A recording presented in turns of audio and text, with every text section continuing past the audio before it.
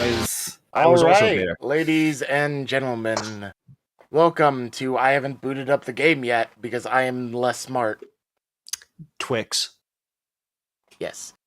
Welcome back to the Monsters of Morgram, our Pathfinder campaign on this here channel of Unlucky Rolls. We are glad to have you. Joining me are a rabble-rousing group of monsters who are attempting to do less rabble-rousing and more diplomacy at the moment from where we ended off last time. We'll see how well that goes. But first things first, we're going to go in order on the overlay I have here. So first off would be Penguin. Hello, good morning. I'm Penguin playing Runt. You tired? Yeah, I took a 4-hour nap. You're fair. I set my alarm just to be sure I woke up in time. You're fair. Lovely. Next would be Chaise. Or Meg. Hello! I'm Magnifical, animator, memer, and a chair. The French accent! Yes, excellent. Next would be our budding kobold. Re. Well, fuck. Nobody knows your name. My name is Re. I come from the land of Re. Been I know how to cast a white Re. hydra, a false hydra. Yes. He has been consumed by the blob. Who is next? That would be Sponge. Hello, everybody. It is Lord Sponge Cake, and I'm Morasmus in this. Some of you may know me from my voice lines, such as Kratos from the hit game Fortnite, as well as Spider-Man, also from the hit game Fortnite. Oh, Even wow. Master Chief? And from Fortnite, yeah. You heard of Oh me? my Nice. god. Oh my god, is that the Hitting Man Sponge from Fortnite? Hell yeah, my guy. Hell yeah. Can I execute you for the Christian cross? Damn it. Last but not least, waiting patiently for his turn, would be my buddy Ken. Hi, I'm Ken, and on here I go by Unknown77, but in this game specifically, I am a harpy known as Zephyr. Excellent, excellent. So, to quickly recap what happened at the very tail end of last game, they made diplomatic contact with the humans that are native to Stantrum, and talked with both Amelia and Druid about the problem that they've been having recently as an attempt to make some more peaceful communications and do a favor to garner favor. Which is deal with what they have called the Koatoa that are offshore and attacking and sinking and stopping their boats from coming into port as of late. And it's become an extensive problem, but they are a very small village. And so even though they're one of the established villages on the continent and therefore would be a good port for this kind of thing for future efforts, they're also not significant enough to get, support from the mainland in the form of mages and whatnot to deal with the threat. So they have basically, you guys have basically offered to do it, as I recall, and they said, give it a shot, basically. Did they also give us like rooms or something like that at a inn, or is that just? I do not remember. No, they didn't give you rooms at the inn, but that would be pretty easy to acquire now that you have this kind of contact with them, at least. I just didn't know whether or not, fuck. Yeah, I didn't know whether or not we got it or if it was something we're planning on doing. So, yeah. Yeah, so as far as rooms would go, around here, they don't expect a lot of people from foreign areas to come by. Most of the people that use the rooms are generally people that are here all the time anyway. So their prices for renting out the remaining rooms are actually pretty cheap. So it would be about 1 or 2 gold per person, depending on if you're small or medium. Yeah, I'm just kidding. It's 2 gold per person. Flat rate. Cough up. So, some of you have called it. The economy is crumbling. Would they object to any of us sleeping outside if we chose? No. I might, because I'd like perch on the roof. It doesn't freak people out. Yeah, I'm not gonna because I got a thing to deal with. Yeah, you got your lizard that you're still trying to train. Also, at any point in the negotiation, does Zephyr actually swoop down? So that'd be kind of funny if she just waits till everyone gets to the end before she just lands. You never mentioned coming down and coming into view at all. You actually followed the town guard back to the barracks and watched that, but you couldn't understand the shit word he was saying because you don't know common. Nice. So, they don't know you exist right now. Nice. They'll learn soon enough. That sounds like a threat. Menacingly Yeah. ominous. God. The friendliest threatener. All right. So getting to the point of this, did you guys want to linger around here and do anything while you're in town and on positive terms of any sort, or did you want to head out immediately to try and see what whole thing with the Koatoa is? What's the group's opinion? I kind of want to do some stuff around town since we all got split up with some gold after winning a fair bit from our poker game that Morasmus could not see the cards, but somehow still kicked ass in. Heart of the cards, man. Heart of the cards. Hard cards. That was so good. And everybody. I think Zephyr, did you get money? By the way, I forgot. I want to make sure that everybody got an equal amount of pay. I do not remember if I put money in my pocket. I think you gave everyone, 100? I think it was did you guys They count paid your by inventory? these people, you mean? No, I went ahead and sold the armor and went ahead and basically gave everybody a cut. Depending when she might not have technically had a chance to interact with you yet, but presumably you can just kind of put it in. Okay.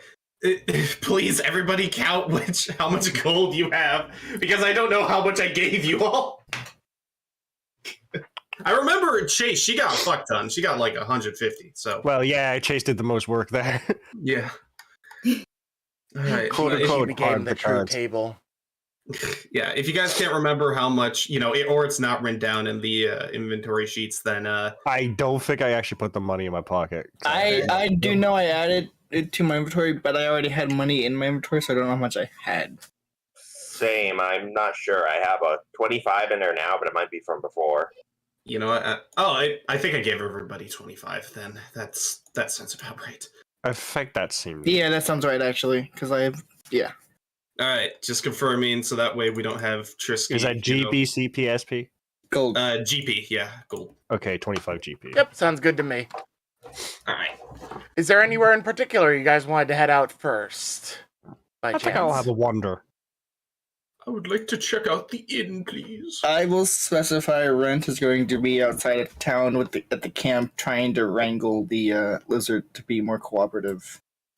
To be blunt, you've been in the inn quite a bit, but you've been in the inn under disguise this entire time. It's this inn. Okay, got it. I thought it was it's the tavern and inn. It's same thing basically. Okay, I gotcha, big man. All I right. got your boss, man. All right. I may as well just follow. Dingo. There's I'll accompany you, Miasmus. very good, very good. Miasmus. My ass. All right. And, My ass, man. I asked Miss. Wait, so Try a finger. Runt, does the... No. Runt, so should I go back to being me then, or do these... I'm a little bit curious if people are going to, immediately attack us on sight after what we've done talking with these fellows. Is this... That's a good question. I don't know. But you do you. As you Right. guys are standing there, the sentinel turns to look at Morasmus and is just like, how did you guys sneak in here in the first place? I was keeping guard. Don't worry about it, dear chap. You were doing a wonderful job. Wonderful job. Yes. Don't worry. Well, apparently not, because he snuck past me, but I'll take the compliment anyway. Yes, yes. Maybe you should try looking down more. He just looks at his feet, yeah. Yeah, as I'm like half his size, you should try looking down more. You literally just walk right past him. I will keep that in mind. Sentinel guard will remember this as he stares down at his boots. The thing that comes to mind is like the Family Guy skit with Stewie's in England just walking past the two British guards getting uranium. Good day, hello, yes, hi. Good hello, morning. day, Good morning. yes. Good morning. Spot of tea, Morning. hello, yep. You just see like this depressed look of I'm getting a pay cut on his face. There's gonna be some climactic moment, like far in the future now, we're going up against like some enemy, and they're thinking like, how are we gonna, they will be coming any moment. How do He's we gonna stop look down them? and see us. Yeah. Oh no, he's just gonna like walk in the room, like big like traitor reveal, just you have to look down. No, at the end of the campaign, he's the one person that saves us all because he figures out how to look up and down. Holy At the end shit, of the he's day- grown! At the end of the day, Holy he shit, looks he's at got us, up like 50 levels. he points down. It's all over. It's all over. You're He's in the going col- down. He's in the Coliseum. He points down. It's all over. They killed him. Or up. No, Doesn't everyone fucking in the matter. Colosseum. Anyway. I'm going back to the Just inn. drops Yeah. dead. Anywho, yeah. Go ahead and Whoever head wants to back to follow- the inn. Anyone who Whoever- is following along can very well do so. Just like I right as was, the party uh, approaches. Oh yeah, Chase was a cart. Yeah. Oh, Oh, hold you on, let were- me just go back you and were get a Chaise. wheelbarrow. Just Chase like slowly go, starts Chase. moving down the stairs. The guy's like, "What the fuck?" As you come back in, I forget. Are you remaining in your like humanoid form, or have you morphed back? You know what?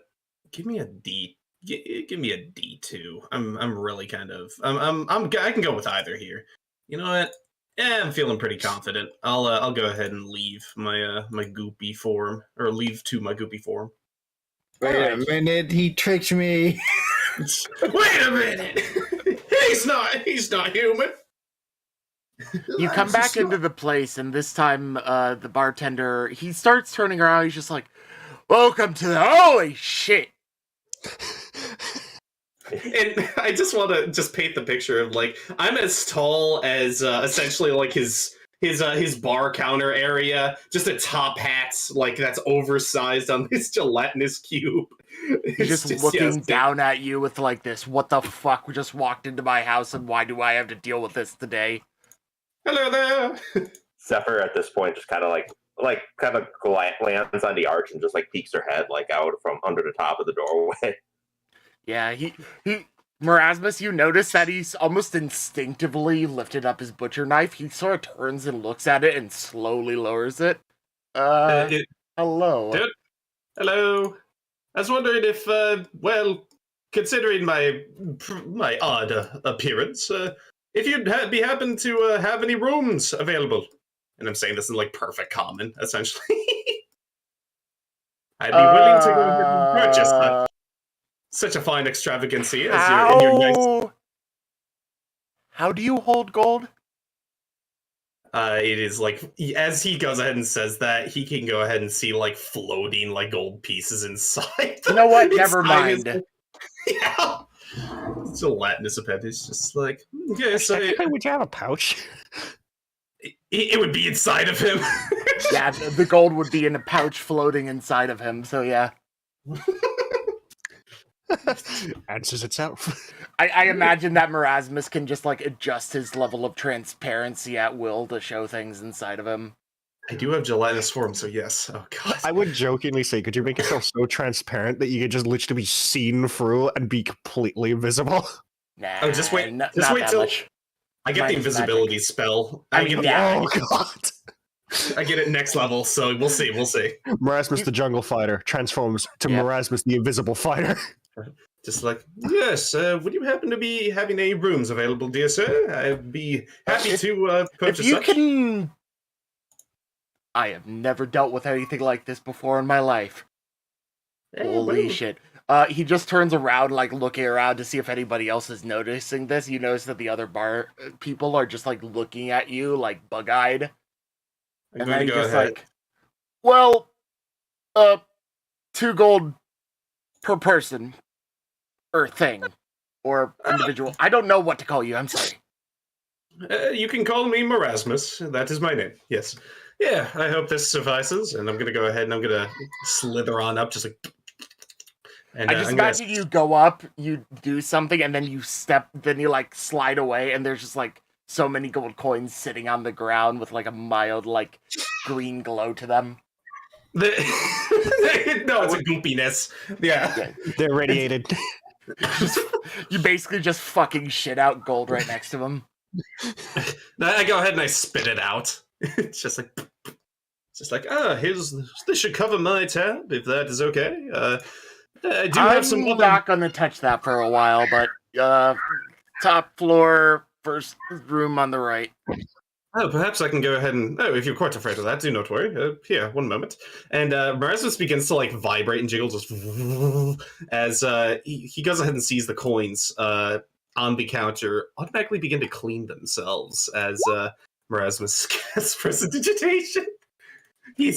I wanna know how fucking, like, scared or weirded out this guy is right now. You torturing the poor bartender? Yes, psychological, man. It's amazing. The bartender looks at the coins now cleaned as if by magic, and then he turns and looks at you, and he's just like, "Please tell me you didn't do that. Oh, I very much did so. Yes. Please go to your room." Very well then. I have other compatriots coming in. That's fine. Just please go to your room. Wait, you never even told me which one was mine, or giving me a key. Upstairs, first one on the right. Okay, thank you. It's not locked. Hello, I would be pleased to sleep on your roof if this is permissible. I don't give a shit. He's sleeping in a room closet. That would make sense. As a fucking harpy is peeking in, I don't mind sleeping on your roof. I don't fucking care. As he finally raises his voice, he just sees this fucking like goddamn conga line of weirdos coming in and stuff, and he's just like looking at you as he raises his voice. You notice the dwarf now like even hammered by dwarven standards, turning to look at you. He's just like, Rasmus! Hello! It's good to see you again, dear friend. Come join me for a drink, actually. Can you even drink? Of course I can drink. I'm made of liquid, dear friend. I don't know how that works. Another ale! The lady just turns him and says, "For the 10th time, I'm cutting you off." And I didn't back. I just want to go ahead and say, didn't back in the area that like when I first came into the bar as human form, these guys, his original party was saying like, "Oh, you were just seeing things in the forest. There was no slime named Morasmus." Yeah, and they then were now, that. now they now just like Morasmus. It's good to see you. Yeah, just this slime. You see the group still over there doing their stuff, but They're not looking back. Yeah, no. What happens is Zaroon starts talking to you as if you're there. They know full well that he's fucking drunk as shit. And so for a moment, they just seem to ignore it. Yes! You dragged them I'm out. accidentally moving the world. I'm sorry. But then there's a reply. Flashbang goes off. Yeah, but there's And then they start replies. questioning everything he's ever said. Yeah, you And then you the can go world back- phases in and out. You can go back to the guys being greeted by the fucking front person. We can do Oh, background talking. he's basically being quiet. It just wants you all out of his hair right now. These guys got to pay for rooms and stuff. No worries. He's basically traumatized by all of this. I'm sending it back to grid for like 1 second so I can fix the map that I destroyed. I feel so bad for Zaroon. He's gonna be picked on for the rest of his life. Now, so I wasn't done saying what I was gonna say because I got interrupted by accidentally fucking with the map. So he Yeah. does this. They know full well that he's drunk, and he starts talking as if you're there. They just think he's like drunk hallucinating or some shit. And then one of them just turns around and says, "Zaroon, can you shut the And that's when they realized how much Oh, of God. the shit he said was true. Just turn around like a bullet. It's just By the true one, what is this heathen? The human pulls out his sword from his scabbard and takes off his shield from his back and begins to approach you, Morasmus. oh no. I'm just going to go ahead and say, hello there, I'm Morasmus. Remember I told you about my blobby friend? Dear Lord. Well, Zarun, you have obviously been bewitched. This is no friend of yours. I mean, I'm currently speaking to him right now. I met him in the forest. Such trickery. What kind of magic brought this about? Where is the warlock? Where is the mage that brought you about, foul heathen? I kind of find that a bit rude. I mean, I'm just Morasmus. I know a little bit of magic here and there. I paid for my room here. What the I'm a fuck guest. is that? I've never seen that. I'm a gelatinous cube. Yes. I've read studies about those, says the half-elf woman, and just like, as in some sort of like desperate attempt to make logic out of any of this, she pulls out like a book from her bag and begins flipping pages rapidly as this paladin dude keeps approaching you slowly. Chaise, I recommend we stay. You do not speak, okay? Chaise's cart is like moving on its own. No, I'm moving Chase's cart. Okay. Chase, do not talk. I'm going to look up at this gentleman, just like, it's a pleasure to meet you. What might be your name, good sir? I know that Zarun here has been, he's been quite the nice chap, and yes, hoping to make some friends. Some blasphemous shit. I mean, you no harm.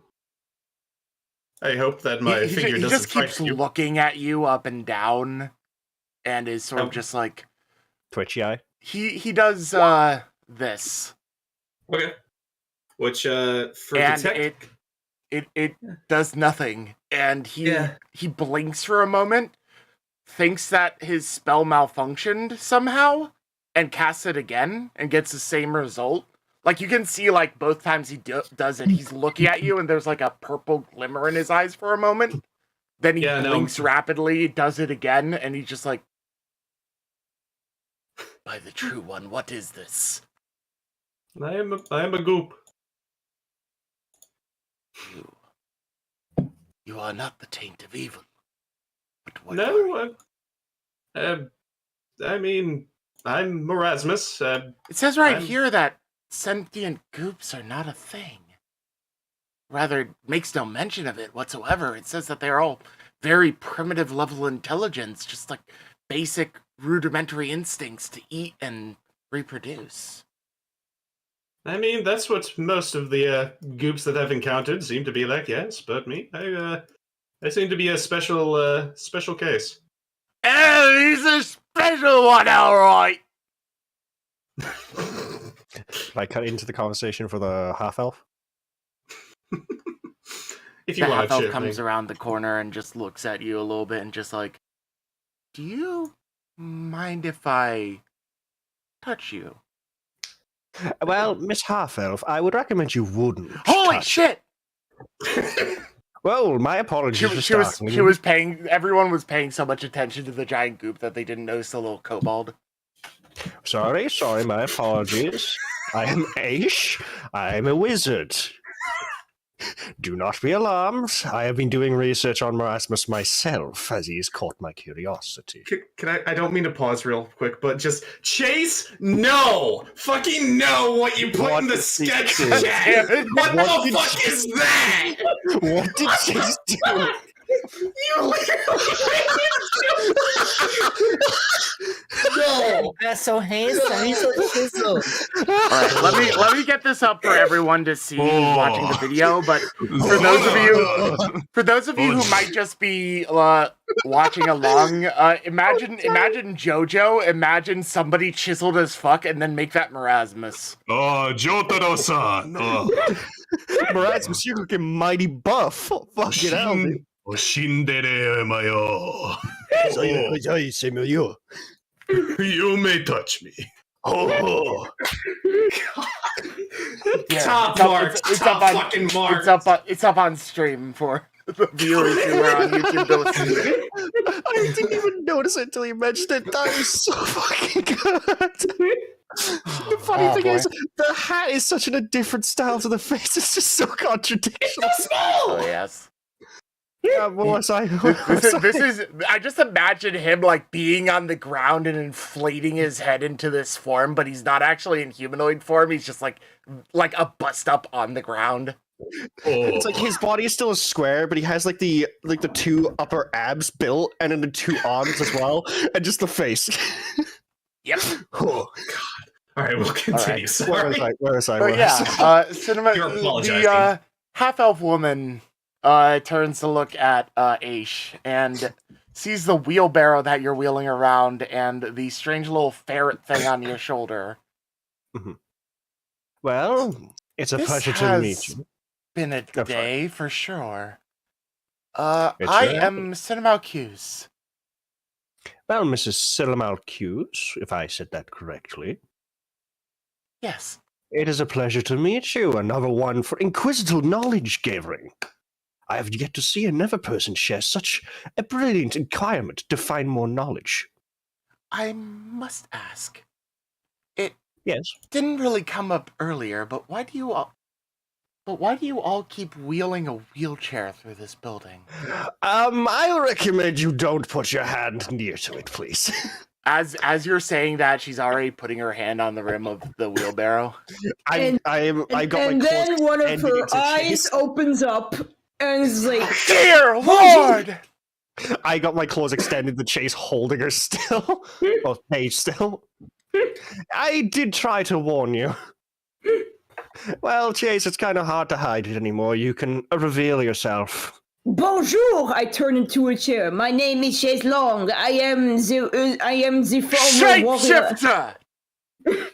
As this happens, you see the very human paladin running past Morasmus, actually shoving Zaroon aside and brandishing his sword towards Chaise.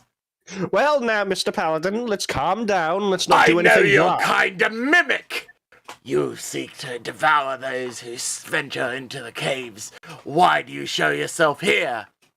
It's because I touched them.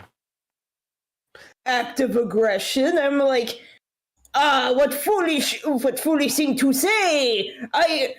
I'm an honorable knight of great honor. I'm seeking true beauty. How dare you? How dare you accuse me of such unknightly things? I brandish my sword. I am Chaise Longue. Sweating. Whoa! Everybody, please calm down. We do not want conflict. The paladin looks at you, pulling out a fucking sword, turns back and looks at Morasmus, and give me 1 second. Oh no! Give me 1 second. The paladin takes out a pillow and screams. See, he passes his willpower check to not curl up in a ball and cry from the weirdness that's going on.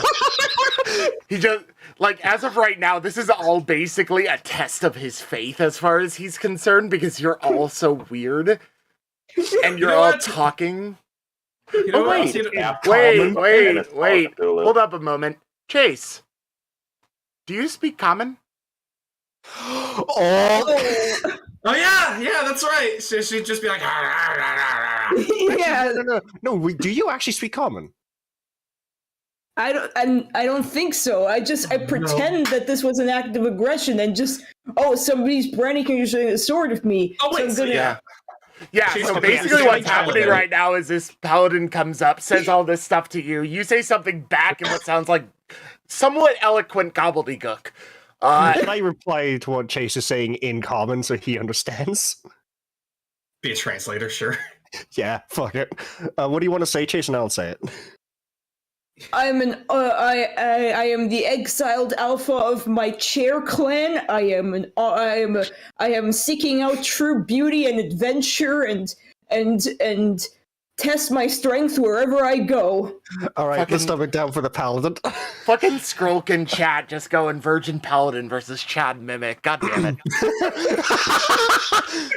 Okay, hold on. Right, let me translate that for the paladin's intelligence due to the fact his faith is being tested beyond the fucking limits at this point.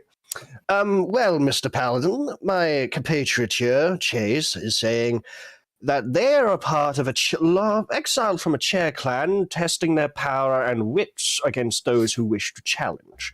But please, I would rather you not.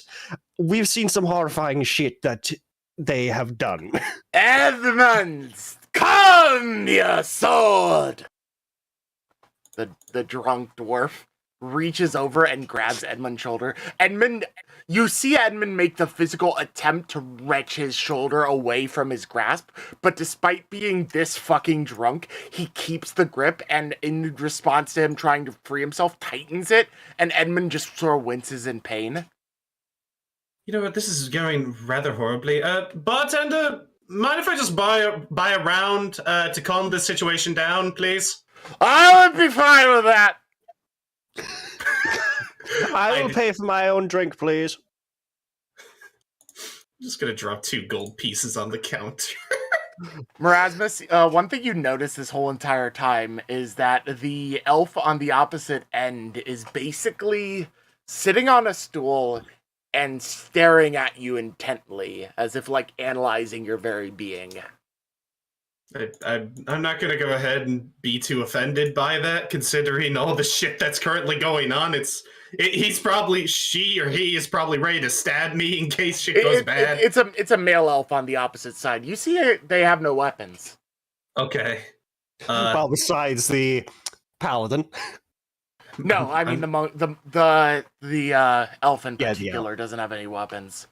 Morasmus is, his sweat, his gelatinous sweat is coming down as he plays down like 2 gold coins, hoping that the bartender will take it and start bringing drinks out. Just like, come on now, we don't need to escalate this. We're all neutrals here. Do not worry. Oi! No fighting in my bar. We're trying to make sure this doesn't happen, Mr. Keep. Mr. Paladin, I would heavily ensure that you put away the sword, please. The paladin looks at you, and his shoulder is still being, like, death gripped by the dwarf next to him. He slowly lowers the sword and resheaths it, but he keeps out the shield. Thank you. At least we have conflict off the table. Oh, good heavens. Zephyr inspects the table. I turn around and I'm just like got like a handkerchief out of my coat and just like pampering off my sweat. One situation dealt with. Yeah, and Zephyr's looking at the table. You said you were checking stuff out. Oh no! In response to hearing that conflict is off the table, she's just inspecting it. Not saying anything, just in the background over here. I turn to Zephyr. Zephyr, would you like a drink? I would like everyone within this room to please make a perception check for me. Sure. Okay. Check. Yes. Is that perception? Perception. Yes, perception. I am shitty perceptive. With the 16? Okay, never mind. Give me a second, let me find it. It is right above the perform skill. Oh, it's right above perform. Thank you. Perform is down here. Perception. 9. All right.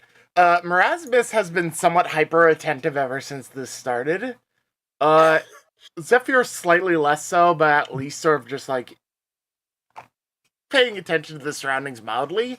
You both notice that one of the bar patrons isn't here anymore, and the door is flapping slowly.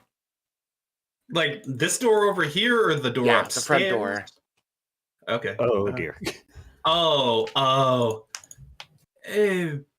Dearest friends, I might suggest that, we better calm down, otherwise I think a patron may have went to go get the guards.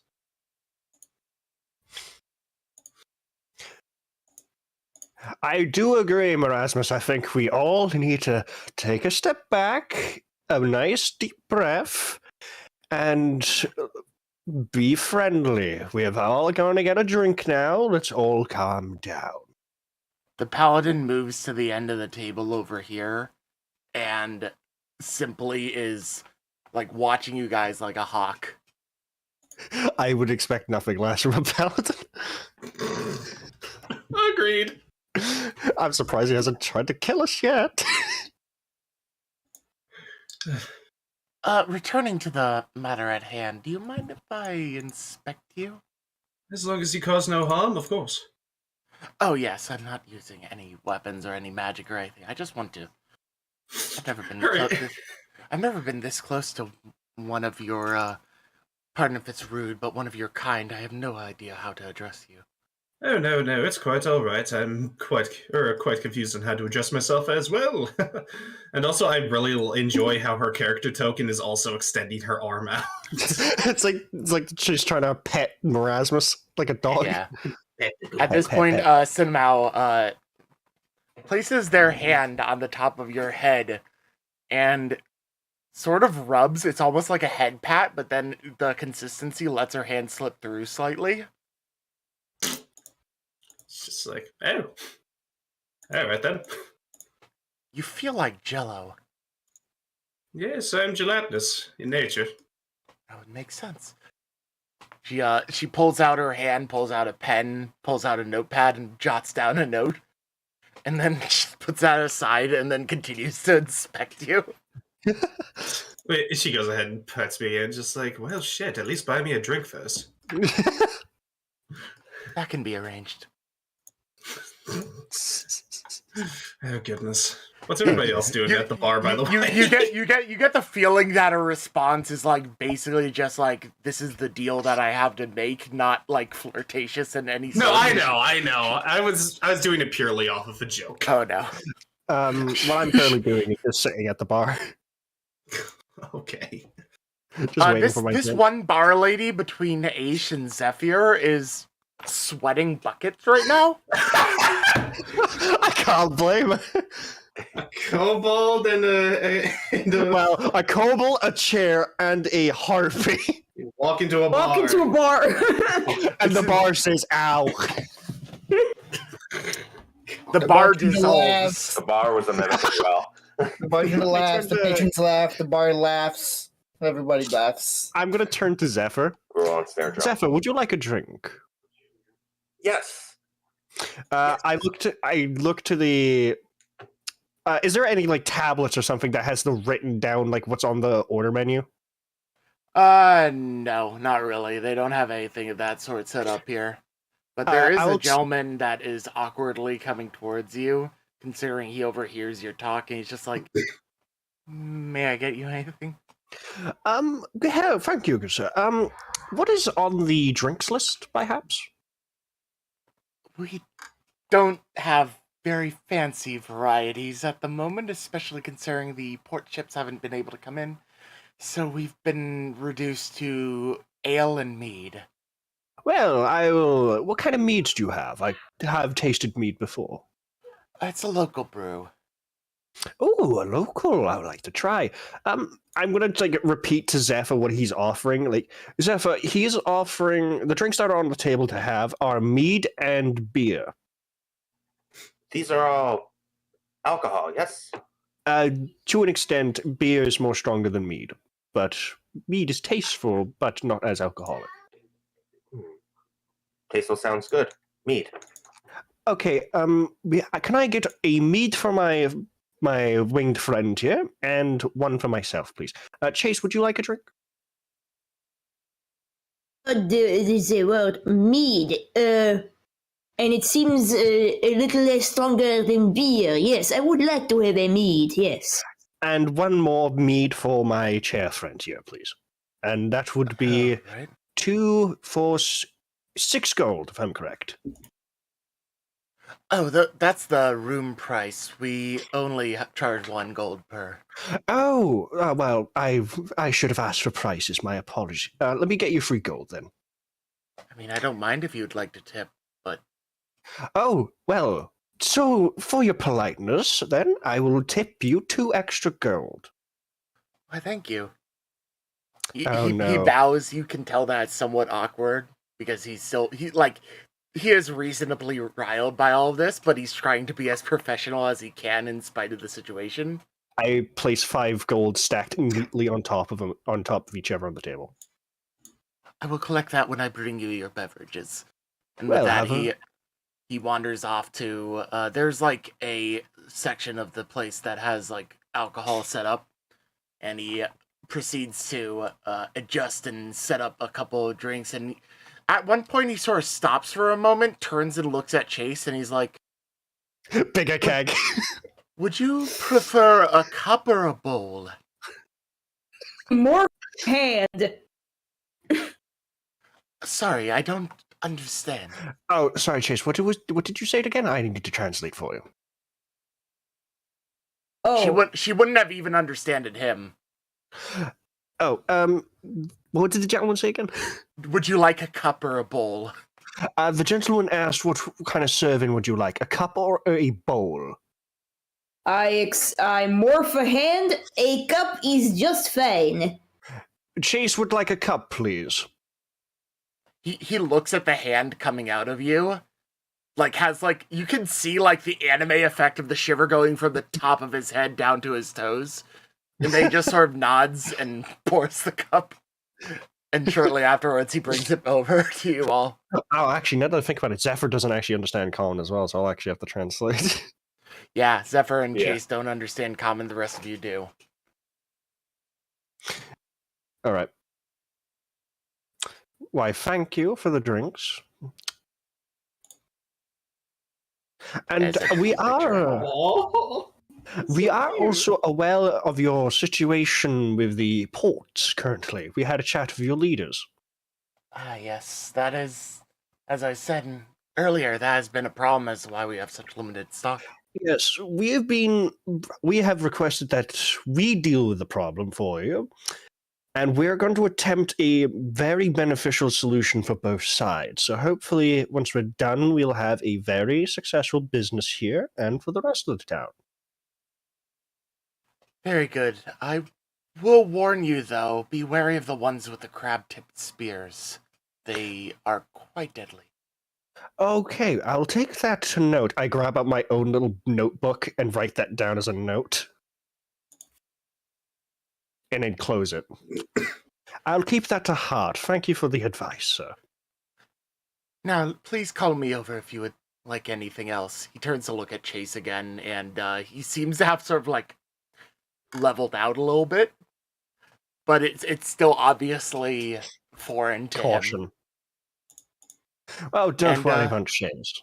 With this in mind, shall we fast forward a little bit to after all of these affairs? Yeah, sure. So, as of right now, as this whole entire thing is happening, it's later in the evening, so I'm assuming you guys might decide to wait until the following day to head out. Perhaps. Especially considering you ordered a room. Yeah. Did anything else happen with, like, you know, the elf lady Patty Morasmus, Zaron? Yeah, for a brief rundown, Zaroon eventually, like, he's completely cut off. Even though you're buying around for everyone, she refuses to give one to him because he's had way too fucking many. He complains about it, and then suddenly, like, tipsies over a little bit, and eventually decides he's just gonna go the fuck to bed and goes upstairs. So you later on you hear this like deep rumbling snoring sound.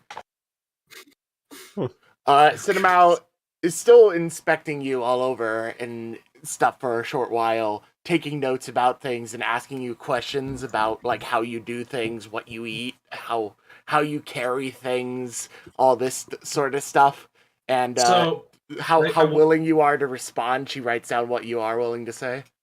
So I want to go ahead and by the time, like, you know, she's finishing up, I want to go ahead and do the psychological mindfuck. It's just like, oh, here, I think Zaroon left this, and I'm going to cast Mage Hand just to fucking pick something up and hand it to her, just to fuck with her at psychologically that, like, okay, not only is he a sentient goop, but he's also a magic caster that she just points out.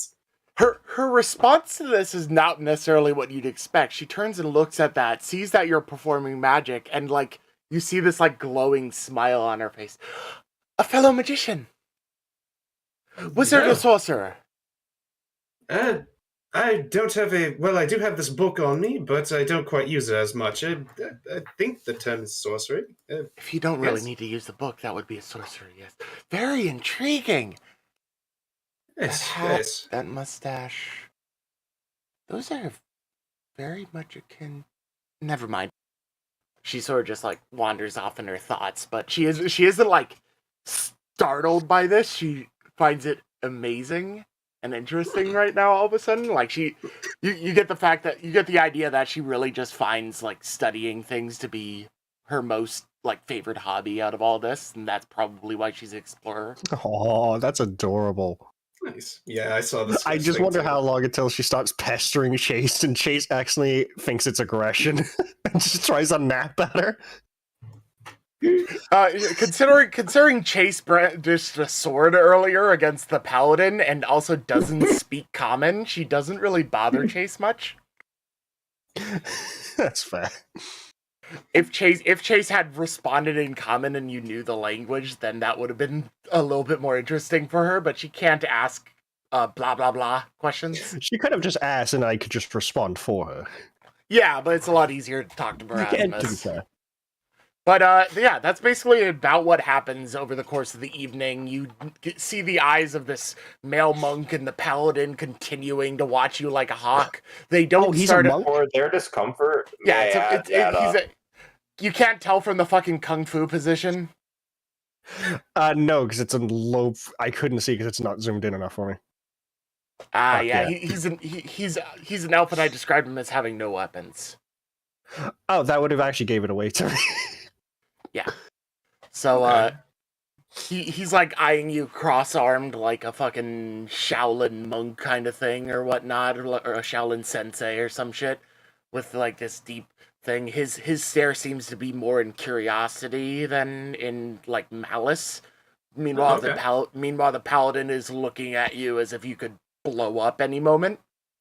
The bomb is Which, about to blow up. considering you're a sorcerer, you to a degree could.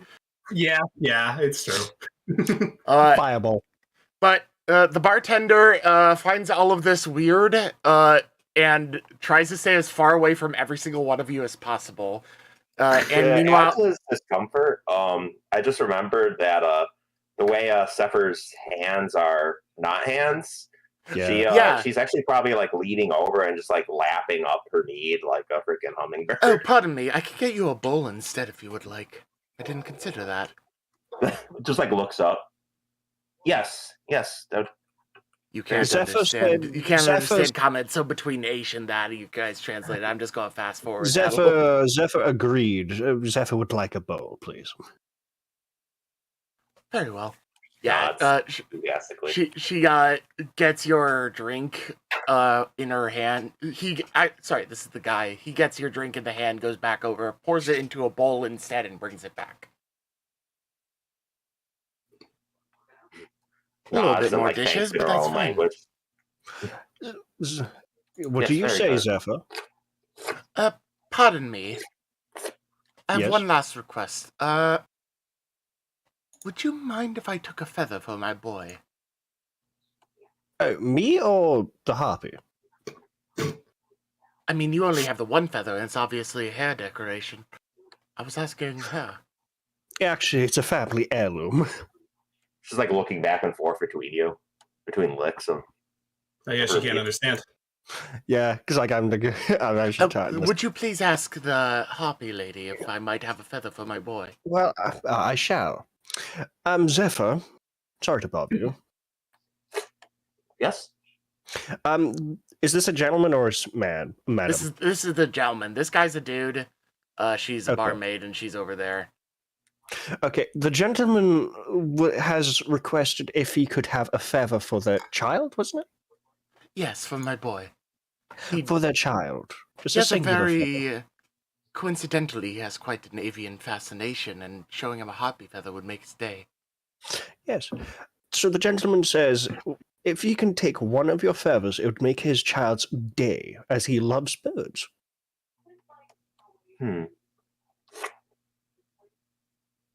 I will give him a feather in exchange for one more free mead. Okay, Bring with me. I'll talk. Yeah, so we sort of translate this back and forth, and he agrees. He'll just take it out of his own pay and get you another mead for the feather because he feels that's fair no, enough. good sir. I will pay for the mead. Puts 2 more gold, 1 gold on the table. He finds you quite generous, does that, and then brings it back in yet another bowl. And you just yeah. hear me when Let's it gets back. let's actually fast forward a little bit here because it is now going into the next day as you all, whether you sleep or not, you come into focus once again in the morning. The dawn is cresting over. It is slightly foggy outside as you are quite close to the coastline, and it seems like there was some form of overwater storm off the coast that didn't really reach inland or something. But either way, it's mildly foggy. It's a pretty cool day, and everyone seems to be doing their usual thing. As you all come back down to the main floor of the tavern, you get the same sort of expected, like, unused to this kind of thing reactions from the crowd, but nobody gives you hostility other than glares from the paladin. I would actually talk to the paladin directly, but I feel like that would actually cause more of a confrontation than a nice discussion. He is basically looking at all of you with, like, you're the devil kind of eyes. Even though he's used his, like, sense evil kind of thing, and he knows that you're not, like, evil abominations or creations, he still doesn't trust any of you, quite obviously. I wish to go up to talk to him about religion, but on the other hand, that would probably provoke him. Because my kobold does actually have notes. He takes notes and wishes to learn. If you would like to. Sure, why not? So I'm going to wander my way over to the paladin. Next to him, or... Actually, no, that's behind the counter. I'm going to wander up next to him. Excuse me, Mr. Paladin. I realized you were a paladin from yesterday. May I ask you a question? Or a couple? Why would this divine servant of the truth talk to you? I'm interested to learn about religion, to be honest. I wish to know more about why the beast wants to learn of the truth. Well, someone needs to categorize these things. Someone needs to learn. He sort of, like, eyes you over really thoroughly, sees that you have this little companion on your shoulder, that you're dressed quite formally in spite of all this. I directly noticed that he's looking at my companion. Oh, don't worry about my familiar. I summoned him years ago. Well, 2 years ago. Sorcery. He just keeps sort of eyeing you for a moment, and for a little bit too long, it's awkward and silent. Well, about religion, eh? As I proceed to take out a pen. What brings you all here? We came here under a negotiations to bring peace between the localing tribes of the Swampland to you lot. Was this faction a Brosh? Yeah, you're in a Brosh city. Well, so the localing tribe, specifically the goblins and the hobgoblins, were trying to produce a peaceful relations and hopefully a beneficial relations between Brosh and the tribes. So hopefully there won't be any conflict.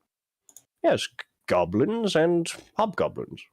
There are lizard folk here, but we didn't get on the right foot when we were traveling through their territory on accident. He just sort of, like, looks over this. In the background, you notice the half-elf, like, curiously peering past the one pillar here to look at you. And I turn towards her. If you wish to join in on the conversation, milady. As soon as you turn to look at her, she hides behind the pillar. I've already noticed her, so I'm just dead staring at the pillar, just requesting her if she wants to join in, she can come in and look at me, literally point the pen, and I would go at. It would have been pretty funny if she just ducked behind Morasmus trying to hide behind him. She's on the opposite side of the bar. You're welcome to come over here if you wish. She comes out from behind the pillar and sits down at her own desk. She keeps looking and listening in, but she doesn't come too much closer. All right. At this point, little Tommy is just like off my shoulder. If I can drag him off my... Could you get off my quarter? There we go. Like little Tommy's just on the counter. Just like curled up in a little donut shape. So... Oi! Pets off the tables. Oh, my apologies. Tommy, get back under the collar. Very well. Sorry. That's like the one thing the bartender has said to you this entire time since you came in and he processed everything. So, And with that, the Oh. paladin looks at you and says, "Your heathen locals know nothing of the truth. The true Well? God, the true one." Would you like to explain to me then what this true one is so I can write it down? And He learn. is who guides our light and leads the way for our future. Basically, the most you're going to get out of this guy is basic religious pedantry kind Yeah. of shit that you would expect. He Yeah, and I'm doesn't writing he it down. doesn't seem like he's the kind of nerd that's going to do like full on scripture reading out to you. Not like a priest where he preaches. He's a preach who follows and worships the religion, but he's not like a missionary. He's a warrior of the religion. By So it's question, Paladin, may I get the religion's name? Or the god's The name? truth, the true one. Yes. That's the name of the god? There is no other name. Right, yeah, I'll put that down in my book. And writes down, the Church of the True One. Morasmus, were you gonna say something? I was going to go ahead and ask if he was a bit of a... It seemed like he's a bit of a zealot, essentially. Oh yeah, he's obviously a zealot. Okay. I would have said, like, if anyone of us were religious and followed a different religion, that would have been a far fight immediately. Well, thank you for your time, Mr. Paladin. I'll research my notes afterwards. Begone. Very well. And I proceed to walk past Morasmus down this way, and I actually got my eye on the half-elf watching me.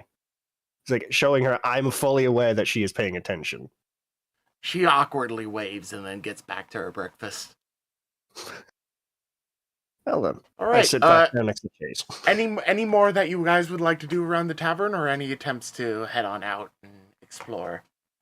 Get on this. Yeah, this let's task head on that out you- and explore. Well, that's what I would like to do. Well, let's go then.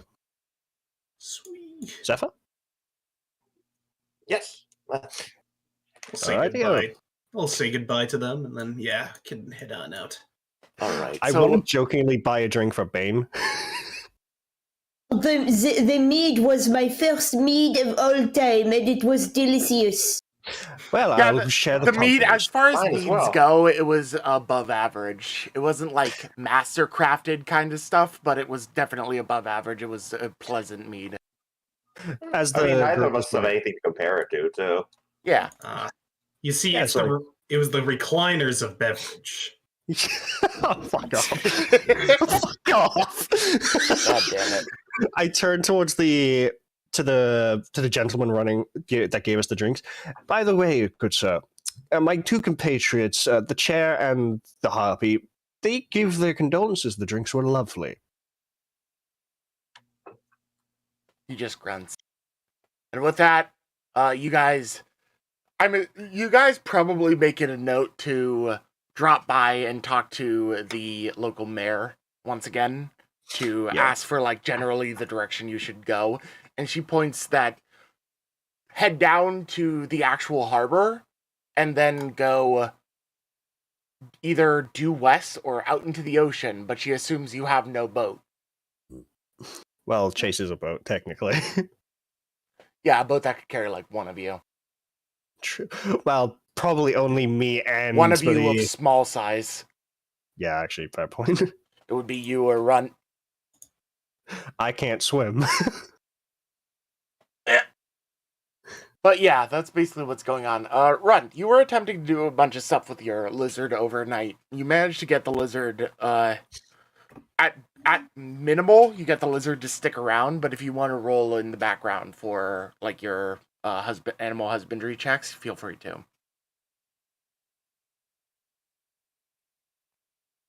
Penguin? You want to handle animal check? Yeah, just see if we can get a little bit more progress on this that you're doing. Yeah, it seems like you're doing just fine with it. It's moving along a little bit well. He doesn't necessarily recognize you as a master, but he recognizes you as a good food source, at the very least. And he is not very eager to run away. Okay. At some point, some people go down by that area to, like, sit by the water and notice you, and then awkwardly back away and go the other way. Oh dear. But that's fine. There's no, like, conflict or anything, and the lizard, like, looks up at them and then looks back to you because you're, like, holding dangling food in front of them. And as you move along, you head down towards the harbor, which currently seems to have very little activity of any sort going on. Oh, Oh god, my eyes. I like this. My map is still pixely. Give it a minute. Oh boy, I love low JPEGs. There we go. Yeah. So you come down to the harbor. It is a very rather quaint area. It's a little bit more densely packed than the area that you were in earlier, a little bit more mainland. But there are some boats at harbor currently docked and whatnot, basic ore boats and whatnot, but you don't see any larger ships, like actual, like, ocean sailing ships of any sort that would do a significant job of the sort. And it seems that basically everything at these docks, minus some very minor stuff by the shoreline, has basically all been stalled entirely. Nothing is going on. Wait, where are we map-wise, by the way? I actually don't have your tokens on this map because this is basically just where you're going through. So this is a little bit more theater of mind right now. Okay, no worries. Well, Morasmus, how do you think this is going to play out? Well, good question.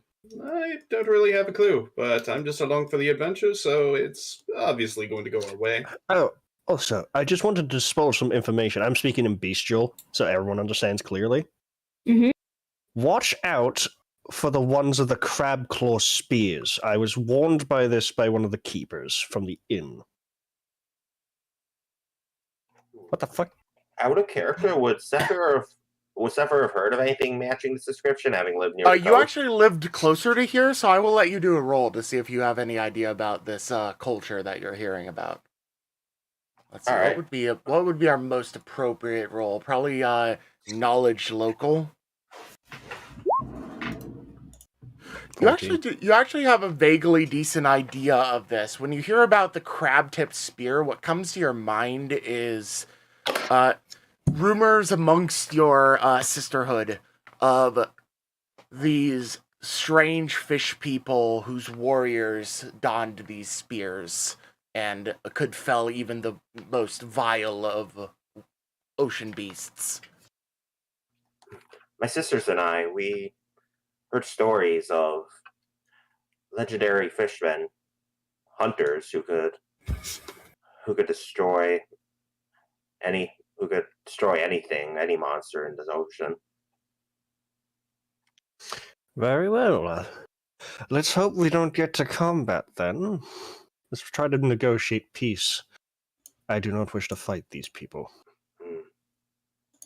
How do we even speak to them? We need to find a way to call them forward. That's a point. How would we call them a target? You can generally assume that all locals of Morgram speak bestial common.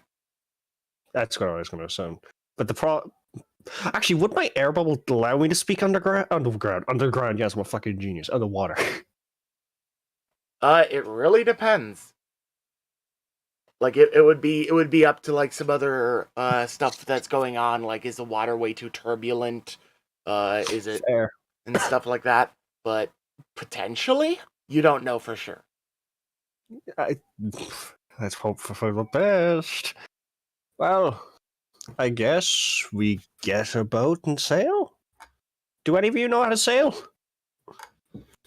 Would it be possible to find a survivor in town who could tell us where to find them? Where their hunting grounds are? Possibility. Well, the question is, where can we find a guard to ask this question? There are guards posted in the town here and there, like sentinels like that other guy, except the rest of them seem to be a little bit more competent.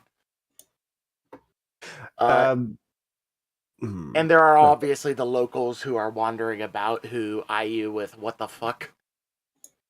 I'm going to approach some of the locals and actually speak in common directly, trying to basically get a piece of idea who we can go to for this.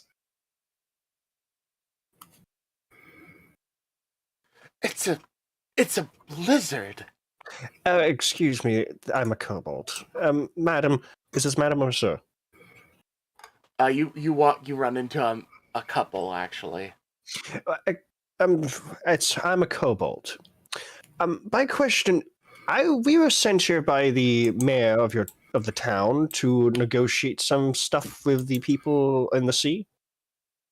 The woman in this couple like looks to the husband and sort of like is half hiding behind him, and he just looks at you with this like stern look, but seems to be a little bit more like standing his ground than everyone else as far as like this whole paranoia that seems to pervade you guys. I am just doing a body stance and just being completely relaxed. Yeah, he like looks at you and just, what are you looking for again?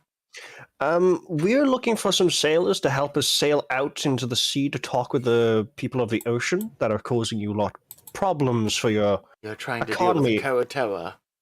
Correct, sir. No, the sailors around here would sail you out. I do have some idea of it, though. I've been told that they do come up on shore every now and then. But it's off to the west in Crescent Gulf, is what I mean. In Crescent Gulf, right. Thank you for the information, gentlemen. He just sort of, he gives you a quick nod and walks along. Yeah, what's up, Ren? Is there an area where one can collect a bunch of seaweed? I mean, seaweed is very pervasive around the edge of this ocean area. So Okay. yeah, you'd have quite an easy chance to do that. Yeah, one's gonna be collecting some seaweed. Okay, I'm gonna return to the rest of the party. Morasmus is just gonna continue shaking this magic rock that he won from a fucking poker game. I just, like, as I walk back to the party, I see you just shaking the rock. I'm just like, I'm not gonna deal with this. Just not even gonna bother with the rock. I immediately convey the information I just gathered. So, everybody, here's the plan. No one sailing us out. Sailing is no shot. We're not going out there. But the gentleman I just talked to did give me some information. We must go further west to something called the Crescent Gulf. That's where some of them tend to come to shore. Do I make myself clear? Yes. It would be wiser to meet them on land if they were intent on being hostile. That is a true point. Also, it would be terrible for us to approach them on water. For example, Zephyr, you can't fly underwater. Chaise, I don't even think you can swim. Not to be rude. Morasmus is Morasmus. He could literally just kill everything in the ocean, to be honest. And where the hell is Runt? Just like looking around, just like turning and twisting around looking for him. You notice Runt just off the, like your guys are near the beach and you just notice Runt in the water splashing about collecting seaweed. Oh, he's just being Runt. So I think the best plan of action is that we wait for one of them to come to shore and attempt a peaceful negotiation is the plan. Also, Morasmus, what is that rock you're swinging around? I don't know. Give me a second. Let me swing it harder. Just like as he swings it around hard, he hits me in the head with, "Ow! Damn it!" Can I use magic device to see if it does anything? You can attempt to mess with it a little bit and see if you can figure something out. 8. Nah, no shot. You know that you can still swing it around, but you don't know if it does anything beyond that. Can I try detection on it? It is, or I do know that it's a magic rock. What would you like me to roll for that? Actually, couldn't I just use one of my cantrips, detect magic, to see if it is magical first? I mean, what detect magic does is it tells you that it's magic. It doesn't give you details about it, so you wouldn't know what it does. But it would again give me some information about the damn thing first. It is magic. It's already been confirmed magic, so it wouldn't do anything useful for you. All it would do is give the strength of the spell if you study it for a while. What would I actually roll for this? Arcana? Perhaps, yeah, that would probably be the most fitting for this. I'm gonna pull my hand out to the rocks for Morasmus to hand it. Don't worry, it's a +1 rock of hitting.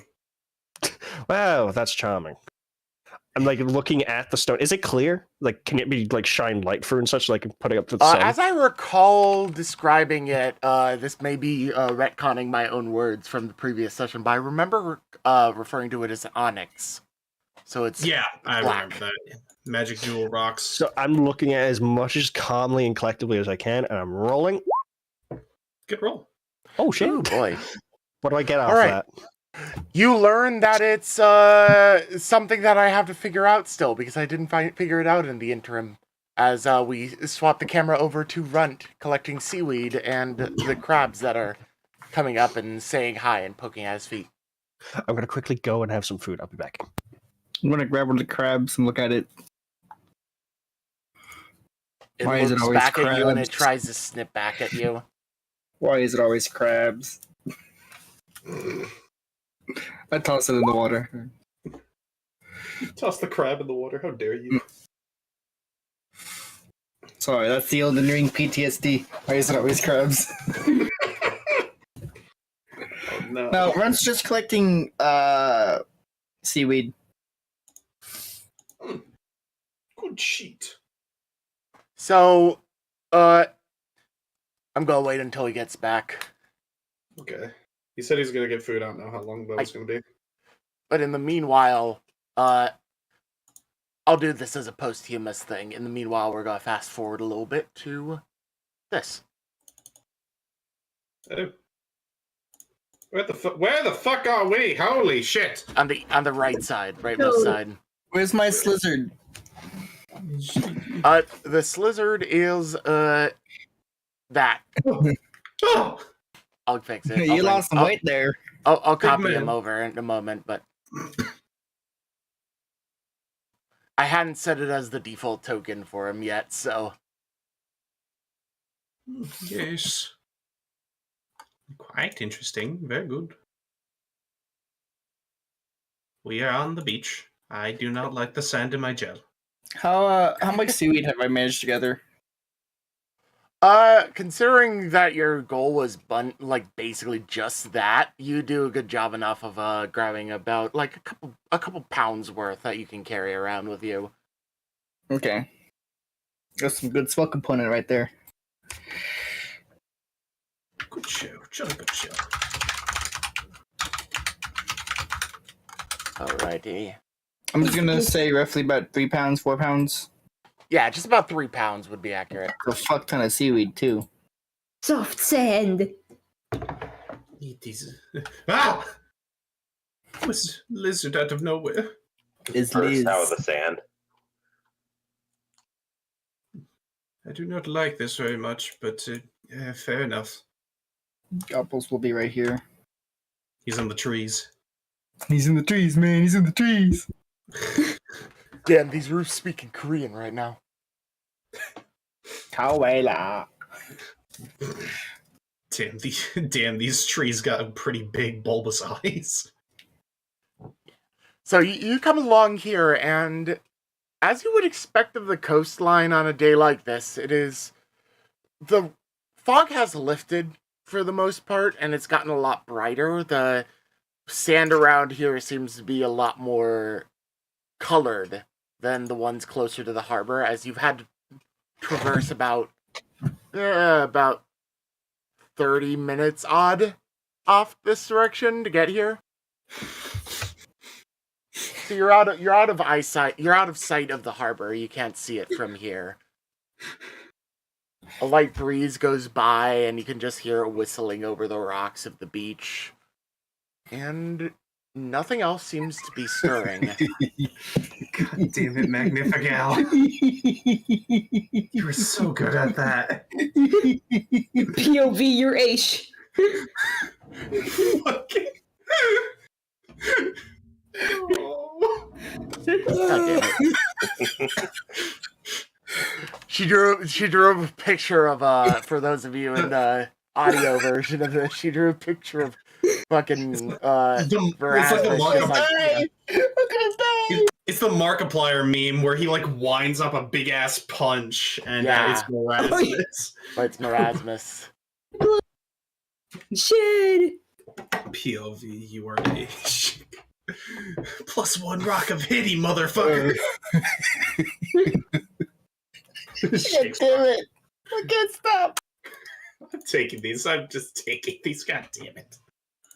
Yeah, so that's about what it is. But yeah, in this scene, you are aware that nothing seems to be moving. You can't like easily detect any like, other than maybe like some crabs along the line, the edge of the water, and the tides going back and forth, and the whistling of the wind. There isn't anything out of the ordinary that's moving around here. I would like to look for some plants and shit to bring back to Punt. I don't think they've been out this far, and having some exotic material might make her reasonable. It's worth a shot. Right. But yeah, you can do some foraging. I think that would be more like a survival check kind of thing to see if you could find anything that's of any note or anything of the sort. Everyone else, Zephyr, what are you up to while you're around here? Zephyr was thinking of doing the same, but like just from an aerial perspective, get about, I don't know, like 20, 30 feet in the air and just kind of do a swoopy swoop around the area. All right, so you're just doing a basic scout? Yeah. All right, you are free to roll for me it would be a perception roll. See if you notice anything out of the ordinary from your aerial view. It's a pleasant day. Nice. As for Runt, you've found some interesting, strange sort of like fungus growing on some of the rocks closer to the beach. Some moss that isn't like native to the swamp region, and a couple other things of interest that aren't necessarily as obviously usable in your rituals, but that you thought you'd give a try at picking up. So just write down like assorted fungus, moss, and herbs. Okay. Now, another thing is, does it look like if I wanted to, or with some time, they could be accumulated to the swamp? Like that they could acclimate to Be it? propagated, yeah. You are not 100% certain about that, but you have a fair, like, considering they are used to a humid and wet environment, you're assuming that it might work out. Cool. But that's about it try for a that. little bit of the moss. I'm gonna just eat a little bit, see what it tastes like. It tastes like fuzzy. Mm. Never do it like that again. Morasmus, what are you up to while you're here? Morasmus is he's really upset about slithering on sand and tripping all over the place. It's coarse and grainy and gets everywhere. Yeah. Oh, it probably feels like walking on glass for him, because he's just all... Morasmus he's going to go ahead and turn over to Chaise, just like, Chaise, man, Please, May I ride you? may I? Hold on a minute. You seem to you don't seem to be you don't seem to be very well walking on this path, mon ami. Do you want me to give you a lift? I hate sand. Yes, that would be wonderful. Thank you. I think he wants Opie's. Because it is coarse and rough and it gets everywhere. It is getting in my gooey nature, and I do not like it. I don't like sand. Sand is not fun. It is very sticky. I'm back, and I only hear sand. And Morasmus climbs on top and casts Morasmus is having a bit of a fit about the sand because it's coarse and grainy and gets everywhere and doesn't feel nice. I don't like sand. Sand is worse than lava. Okay, lava at least you died. Sand you just got to deal with. It sucks. What's lava? It is. What is lava? You are aware of lava because there was some in your original habitat, but you would. It's hot and melty. It melts things. I once saw a person jump inside of it. It was funny. He melted. It's not like sand, though. You can't melt in sand. Morasmus, that doesn't sound funny at all. Oh, it was funny for me. Well, also, Morasmus, you can melt sand. There's just certain sands you can't. Yeah, but you can't melt in the sand. For just a moment, I would like to get back to our little Arcana check that you did earlier with that roll of 22. What you have gotten from it, you feel like this is something that, like, in your studies and your experiences, you haven't per se run into yet, because it seems to be of some sort of rare variety, hence its value. But what you do know is that it has some sort of elemental origin. It has some sort of elemental power to it. Exactly how you would harness it, you are unsure. Have I given did I give the stone back? I hope you did. Yeah. Or am I just still holding it with my claws? This would be like, we've moved forward a little bit, but you've given the stone back on your way over here, assumedly. Should I give Morasmus this knowledge? If you want to, or if you don't. I turn straight to Morasmus. Morasmus, after thinking about it, I have a vague understanding of what the stone is, but I cannot instruct you on how to use it, as I am unaware to. Meanwhile, you're just looking at Morasmus. He's still doing the shaking the stone action. Morasmus, please stop shaking the stone so violently. Morasmus. I'm charging it. Morasmus. Yes. Do me a dexterity check to see how well you keep your grip. Oh, fuck. Oh, fuck, yes. Yay! All right, I would like you to roll me 1d8 to show which direction it goes. It goes in 7. It goes straight into Asch's face.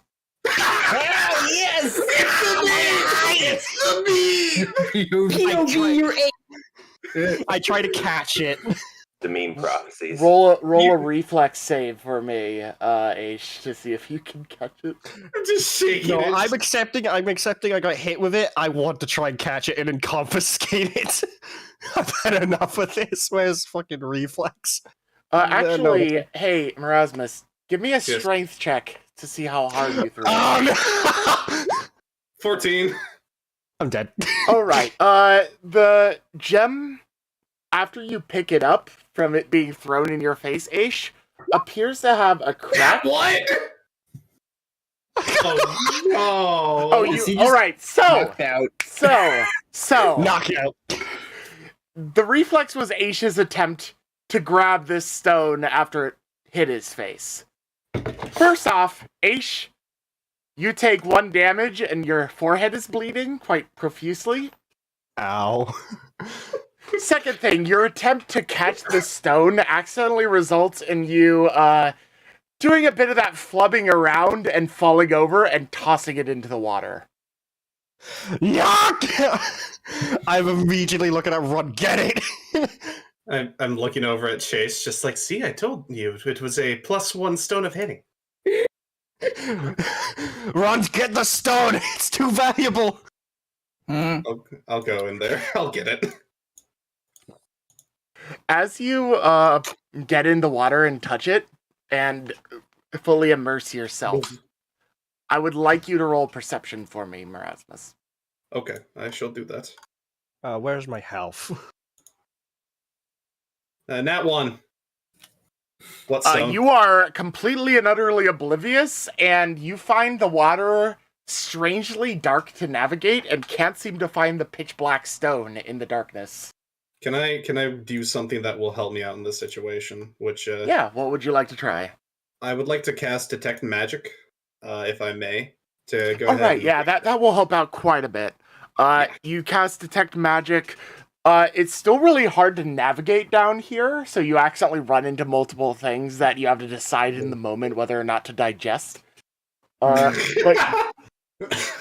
as you do so and you can't find it after a while, it's about like 5 minutes of you doing this, and then you're just like, fuck this, and cast Detect Magic to see if you can just see its aura. You do see an aura of this thing, and then you also notice multiple blips of magic off further to your south. I'm still going to go ahead and go to the one closest to me. I want that damn rock. It is my +1 rock of hitting. You find the rock embedded between a couple of stones, but not too hard. It takes you a moment to like jostle it free of that and put it back into your inventory. You do notice as you pull it back, as you bring it close enough to detect it very nicely, that there is a crack in it, and it seems to be leaking magical energy out of that crack more profusely. Is this going to be a Chernobyl incident with magic? Bring it here. Bring it here so the magic user can deal with it. Put it in my inventory, yeah. Like Runt's is going, if you show it, Does anybody know first aid? Runt's gonna attempt to cast mending on the stone. Just like, my stone's leaky. This is a go ahead and I present it. Let me say it. Alright, what is your caster level? Caster level is equal to the player level, so 4. Your attempt to mend this stone does nothing. Well, I tried.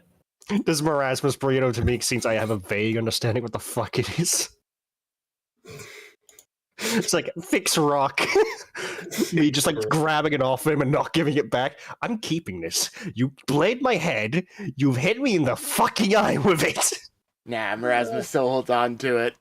He holds on to the rock. He knows. He still has his, so far as he knows, +1 rock of hitting. Oh, wait a minute. Actually, Wait a minute. dude. I forgot the spell. God damn it. Yeah, at this moment, noticing the crack and it leaking more magic, you suddenly realize you have this. Just like, Wait a minute. shit. I have Identify. Okay. And I'm just gonna sit there. How long have you had Identify? Since I had first level spells. All right, let me read this up a little bit properly in a larger text format for the You chat as all well. is fucked. Hey, it's my +1 rock of hitting. Okay. It did exactly as I wanted. Well, you're technically +1 plus damage over time. I don't have any heal. So you're going to cast Identify and spend some time to figure out what's going on? Yeah, what's wrong with my rock? All right. I am going to get +1. back to that in a moment, actually, because it's going to take a more significant amount of time than you expected. Okay, I'm gonna sit over here then. Just like. And as you're looking at this rock, Liz is bugging Grunt for more food, and everyone else is doing as they do. Zephyr And I'm flying bleeding. about, Asch mending his face wound, and Chaise. No, I don't have any medical skill. I need someone else to do it. Asch mending his face with seaweed. I don't have any seaweed on me, so Ron would do that. Ron's not using his seaweed on Aish. I guess I just bleed then. That's Yeah, smell components. Asch continues to bleed angrily from the rock It's a- wound in his forehead. It's a +1 rock of bleeding. Yes. +1 damage and plus bleeding. As this goes on, you hear some gurgling sounds from underneath the water, far away. Slowly rising in volume. Runt. Runt. That wasn't me. What's the frog say? That's no frog. I'm not saying the frog. I'm saying to ask your frog, what does it see? A frog. Well, he's not here. Gobbles. Gobbles isn't on the map. He's there because it was an accident. I thought Oh he was yeah, sitting there. where did you leave Gobbles behind? Gobbles is in my possessions, but Oh yeah, you have him in you have that inventory thing. I completely forgot about that. So yeah. Okay, Zephyr never will mind, fly scratch to that point, though. Zephyr, what do you see? Zephyr, you can attempt to do a perception check for me again. As you crest over the point of the hill and can see the water just below the cliff face, you start to notice some restless water being splashed back and forth underneath. The actual cause of this you can't see because of how dense the churning is. She would just call out, something emerging or struggling? It's one or the other. As I'm slowly bleeding Indeed. more and more profusely, trying to hold the wound. Indeed, it is. Does any of you know first aid? Please, I'm getting a fucking comatose here. As you come back, how close are you getting, Zephyr? Are you still 30, 40, something like that above? Yeah, she would stay in the air above it. But more above the cliff than the water, though. Essentially above these trees. Roll me a reflex save. Ooh, boy.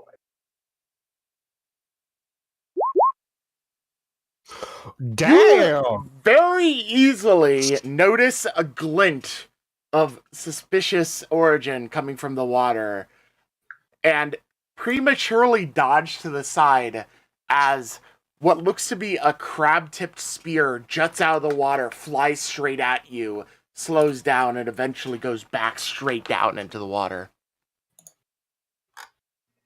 She would just yell back, crab-tip spears! Crab-tip spears! what Guys! does that mean? They're here, guys, they're here! Does anybody understand what they're saying? This is obviously they're not speaking in Bestial Common right now. If that is the case, I did prepare for talking today, so I will cast Comprehend Languages. I'm just gonna slowly stuzz my way towards Chaise leading They on. continue to say this after you finally cast the spell, Runt. What you can hear and gather from it is Intruders!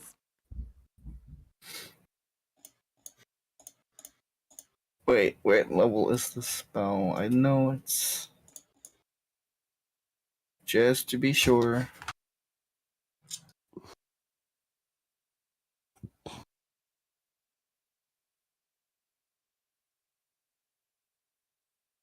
And just right now, you notice this. Oh dear. Why do they look like the little frog people from World of Warcraft? They come up to the surface of the water, screaming this strange tongue of theirs, and brandishing their spears with the tips of crabs on them. Crab pincers glistening in the light of this midday as they slowly begin to approach the coastline.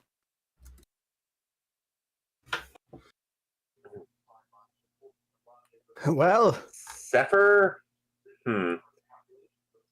Yeah, Zephyr thinks it's a great moment to begin to sing.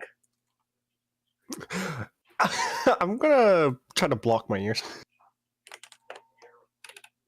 Oh, you're gonna do your harpy thing here? Yep. Would you click to post that in the chat for everyone? Oh shit.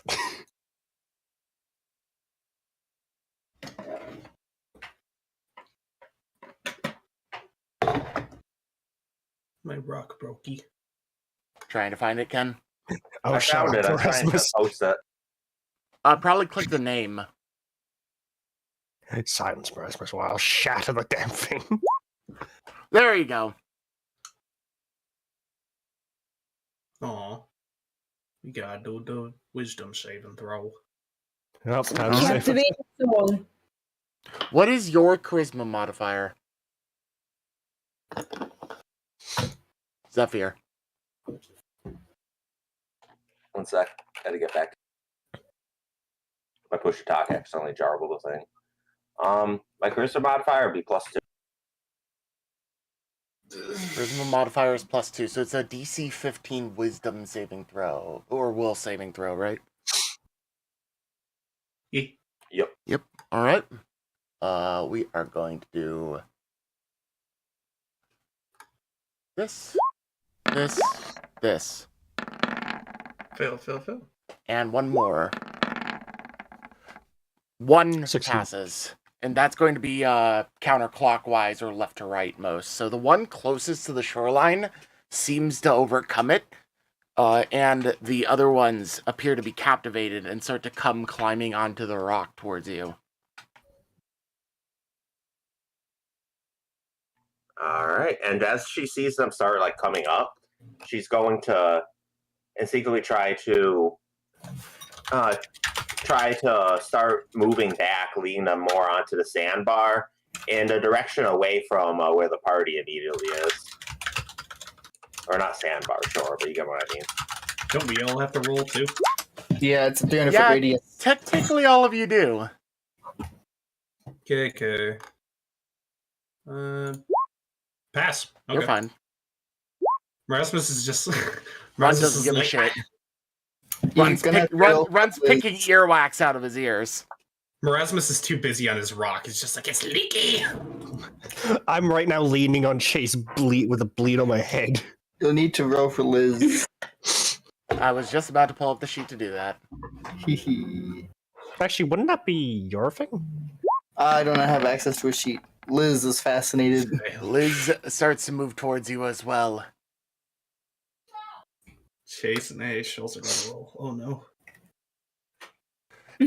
Ash, you step aside as this giant lizard stomps past you without a care. I don't really mind.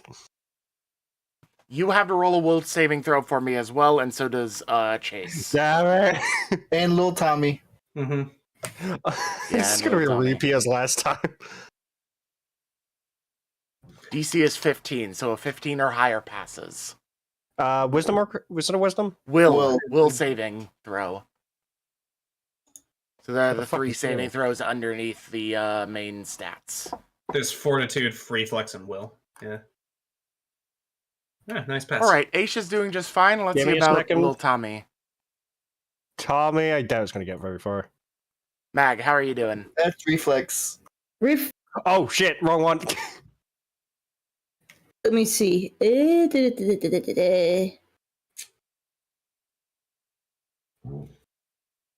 Strange. I'm Little sure I Tommy clicked is the- doing just fine. Holy shit!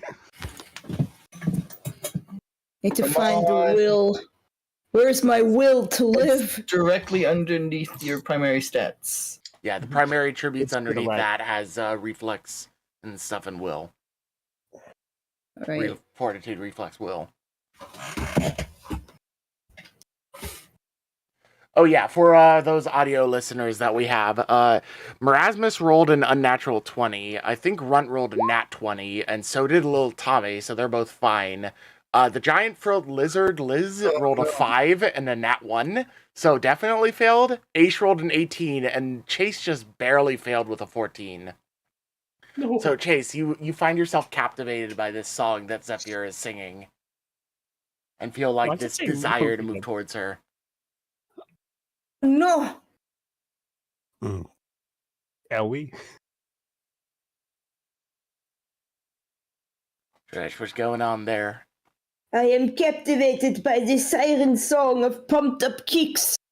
God damn it! All the other kids with the pop top kids.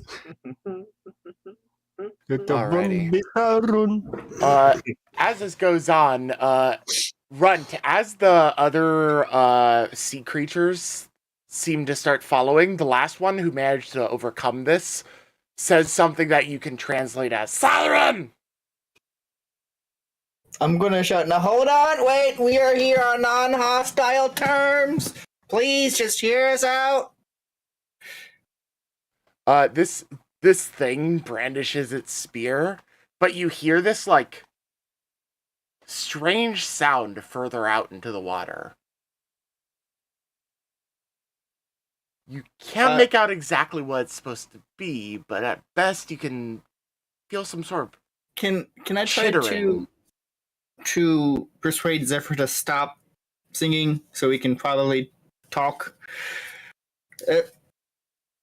I mean, you can talk to him. He's another player.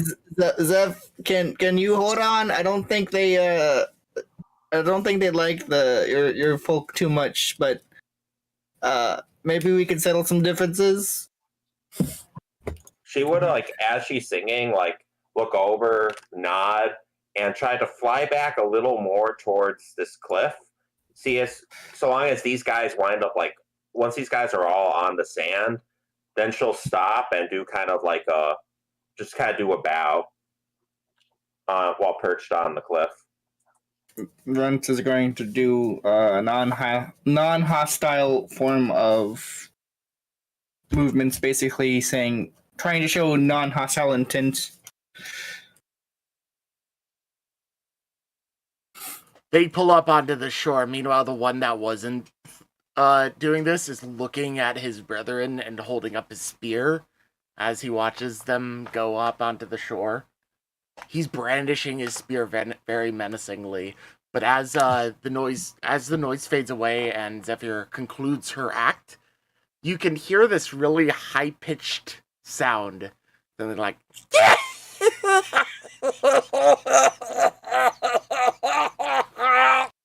what kind of fucking goblin was that noise? Huh? It's coming out further in the water.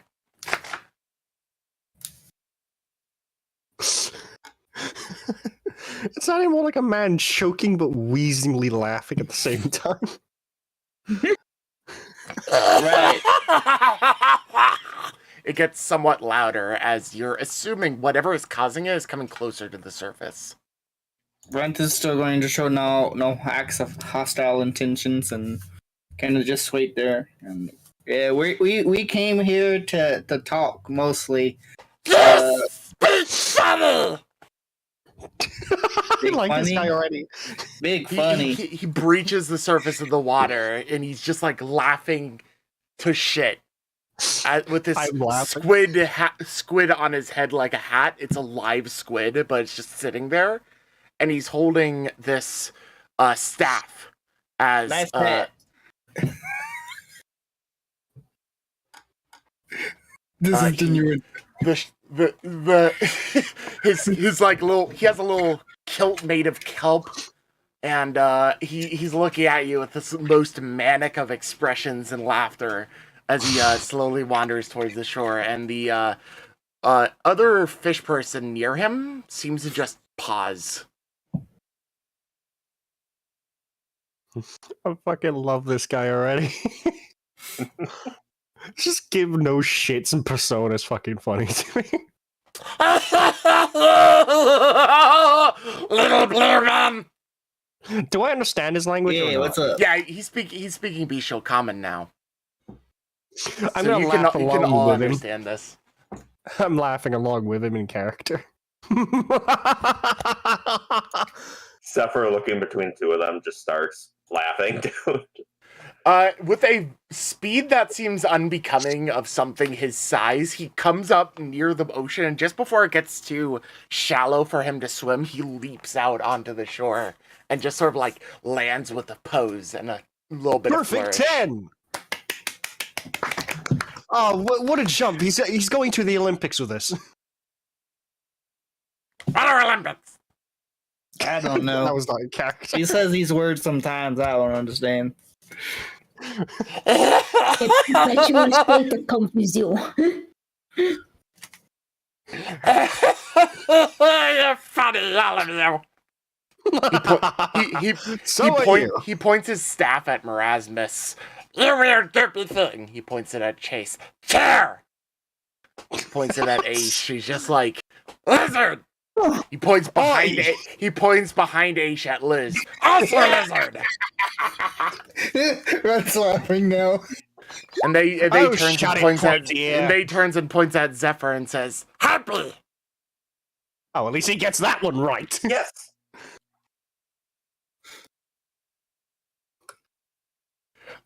So he's looking at all of you with this manic expression. The other fish people are looking at one another in confusion, but are like not brandishing their weapons anymore because it seems like they respect or follow this figure in some capacity. Question, how the tall last is one he? that was in the water comes in. Oh, he is about your size. Okay, so I don't need to kneel down slightly to them. No, I don't. these are all small. They're all small beings. They're like goblin size, just about. All right. So And I was like- we did. Oh, go ahead. Go ahead. No, you go ahead. We didn't mean to intrude on your territory. We don't know your customs. I apologize. We got some people kind of like your kin. We got to let them know when we go to territory. Is that something like that here?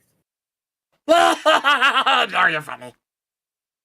He just sort of like does a little dance and place, spins around, and then points his staff at Runt and says, "Name, Runt. occupation, What's that? too slow." And with that, he just sort of like does like a couple of cartwheels over to you and bops you on the head with the staff, like non-violently. Reminiscence of 25 damage. Reminiscence of fucking ladle from your mom. 10 emotional damage. Emotional damage. Damage. What's an occupation? What do you do? Oh, I do wilderness kind of things.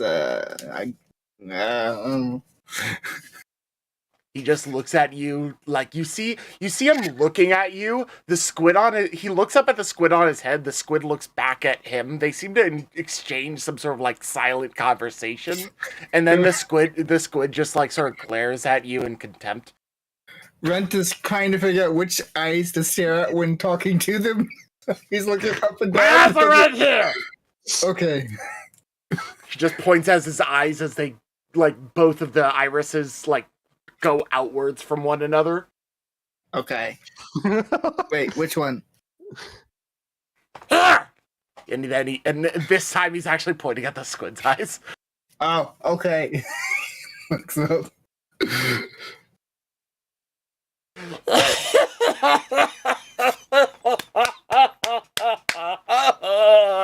He just like he's just like spinning around and dancing in all sorts of ways as he's doing this, and then he just like every now and then as he does a spin, he bops you on the head with the staff very lightly again.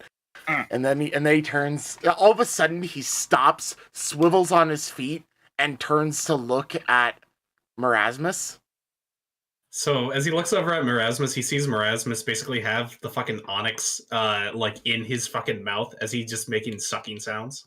Because he's trying to fucking suck on the magic liquid that's leaking from it, trying to save as much as it can.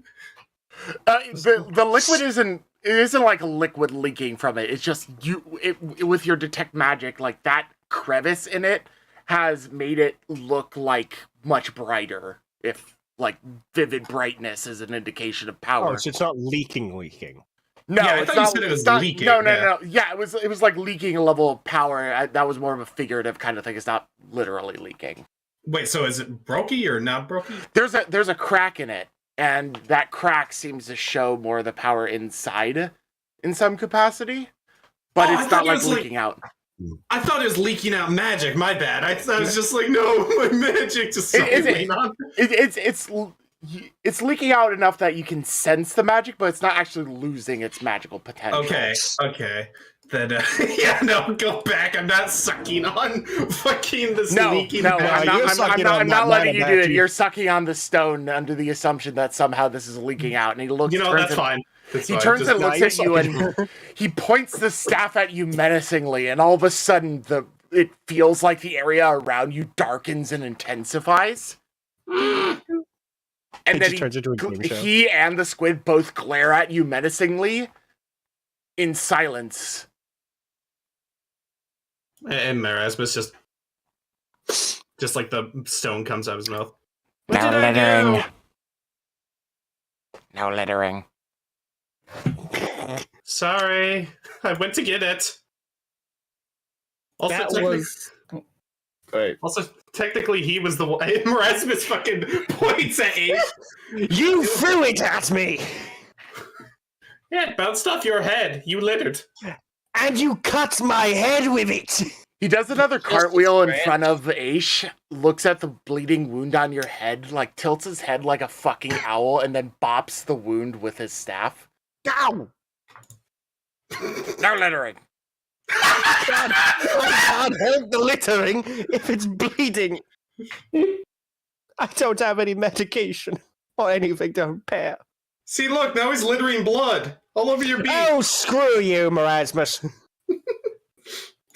He continues to look at you all, and then he looks at Chaise now, as he comes up and inspects you. Bonjour. He's looking at you're in your like usual chair shape, right? Yep. He looks at you for a moment, then he turns back to Aish and bops him on the forehead, and then points at Chaise. No littering.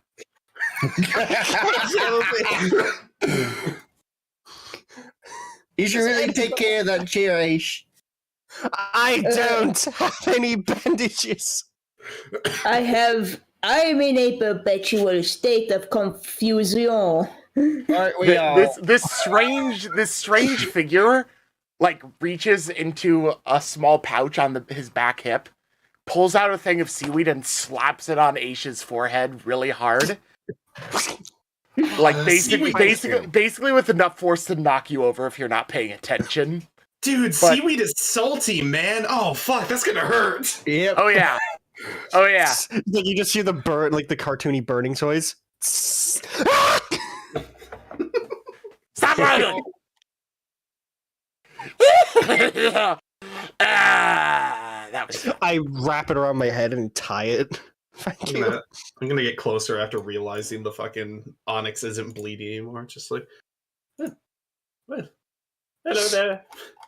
You look Hello. nice. My name's Morasmus. He tries to bop you with the staff, and it just jiggles. Yeah, no littering. He just like at this point, Runt. He's looking at Morasmus, but all of a sudden he bends over backwards to look you straight in the eyes. What you want? No, we wanted to talk and try to figure some things out. Talk. Okay. Yeah. So, okay. But he said all of a sudden he like lets out this utterly guttural noise that basically sounds like he's hacking up a lung, but in response to it, the rest of the fish people near you look at each other with a bit of confusion and what looks like fishy concern and dive back into the water and leave. Fishy concern. What are these things?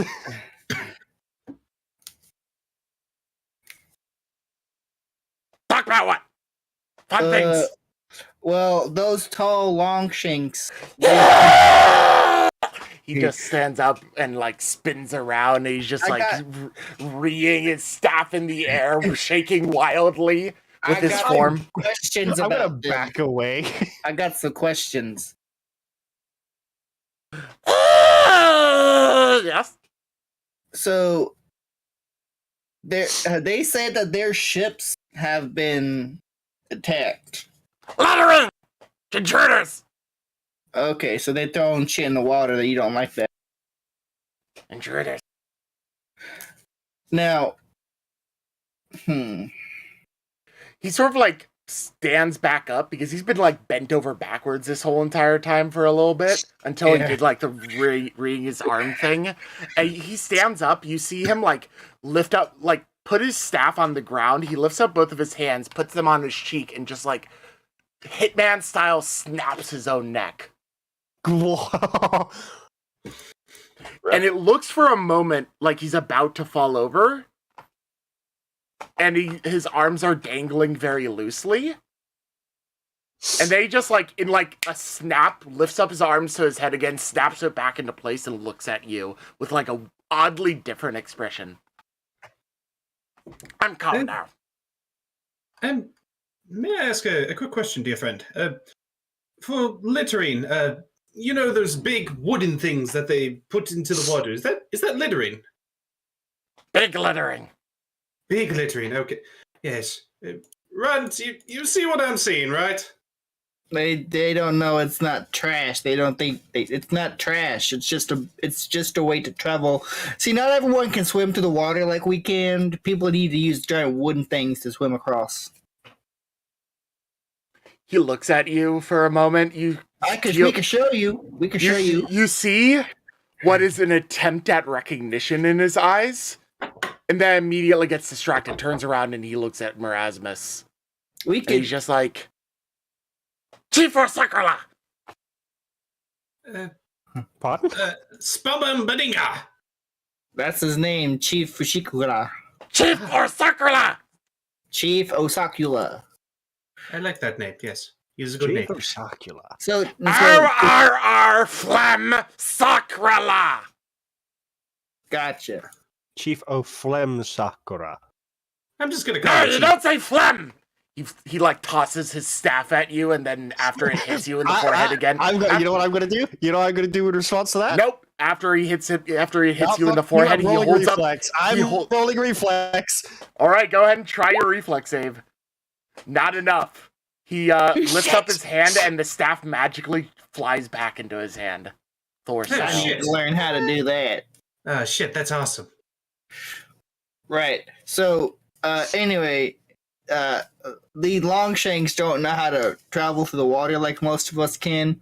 We can show you what they look like from underwater and above if you'd let us. I looked at the Chaise. Could you do that thing again? You mean turned into a boat? Yeah, that thing. I morphed into a boat. You see, Chief, these waters are, well, very important to your people. We get that. As well as important to other people that wish to travel on by. They do not mean you harm if you see this as trespassing. We just hope to go ahead and be able to maybe form some relations between us, the people, and your people. He looks at you, and then looks down at the ground, like bends over and picks up some sand, rubs it in his fingers, and flicks it away. Not like at you or anything, but just like in general. I thought he was gonna throw it in my eyes. I was gonna be like, "That's fucking war, buddy. You fuck." He picks up the sand, rubs it in his finger, and flicks it away in disgust. And he's just like, "No talk here." And then he turns and points at Zephyr. You come. Now. Oh god, the lizard stabbed on me. He's just like gesturing for all of you to get closer to him. How's this? Just breathing down his neck. As you get that close to him, he just sort of wraps his arm around you and pets your head. Like a cat, basically. Happy goblin noises. How long until as you finally get close enough, he turns and looks at the lizard, just says, "Too big," and then all of a sudden, surrounding you, the water from the ocean nearby comes in flooding towards you like a tide, and just before it's about to hit you, goes over you and forms a bubble around you and starts to drag you towards the water. This may have been a mistake. Last word, cheers. Liz, stay here. And with that, we're going to go to a bit of theater of the mind because I don't have a map for this. I'll give this just to have it out there. As Theater of the mind, sight and sound. Liz stays Imagine a put. world. Okay. Welcome to the Twilight Zone. Except it's actually more akin to. You go underneath the water, and you are all in this bubble of oxygen that wraps you and drags you in. Once you get completely submerged under the water, you can move within this bubble freely, as you normally would in like just an enclosed space. And you can see around you all of the underwater beings as you drift slowly deeper and deeper in the ocean. Somehow, some of you with like a vague idea of what would normally happen, like Asch, realize that you're not really feeling water pressure down here. You're not feeling like you're getting like crushed by the water above you and below you. And you can breathe just fine. It seems like it's recycling perfectly well. Morasmus is drooling at the sight of all the sea creatures. Just Morasmus, keep your intent to yourself, please. As you're going by, you're just like passing entire schools of fish swimming past you and around you. Occasionally something falls into the bubble and the chief just kicks it out. Zephyr would try to... Can Morasmus roll reflex to try and get it? Yeah, same. Sure. I just imagine him about to kick it, you two scrambling for it. I don't do well. He's a hungry boy. He's a growing slime. Let him eat. As we're going down in the bubble, I'm just taking notes, like looking at the wild fish and just jotting down pictures and notes. Just like doing something in the meantime. He's actually really slow on the draw, and you both Zephyr manages to grab a fish, nearly clawing his foot in the matter, but avoiding it barely. She would kind of like look to him and just kind of like motion like she's gonna try to eat it. Like, is this okay? The chief seems to pay zero attention to you as you continue going down. So I'm gonna cast Speak with Animals, and every small group of fish I see, I'm just gonna talk to them and say, "Hey, come here," and try to get everybody to swim into the bubble. Hear the terrified pleas of the Runt. Breaking news: local goblin has caused fish aside. Runt. As you do this, all of a sudden you hear an even louder booming voice in your head. Stay away! What the fuck? My goodness. What happened? You turn and you notice the source of the sound is Osakrala. Oh. As the fish, instead of coming straight into your bubble, veer like 90 degrees in two directions away from you and fuck off. You can do that too? That's cool! I didn't know anyone else.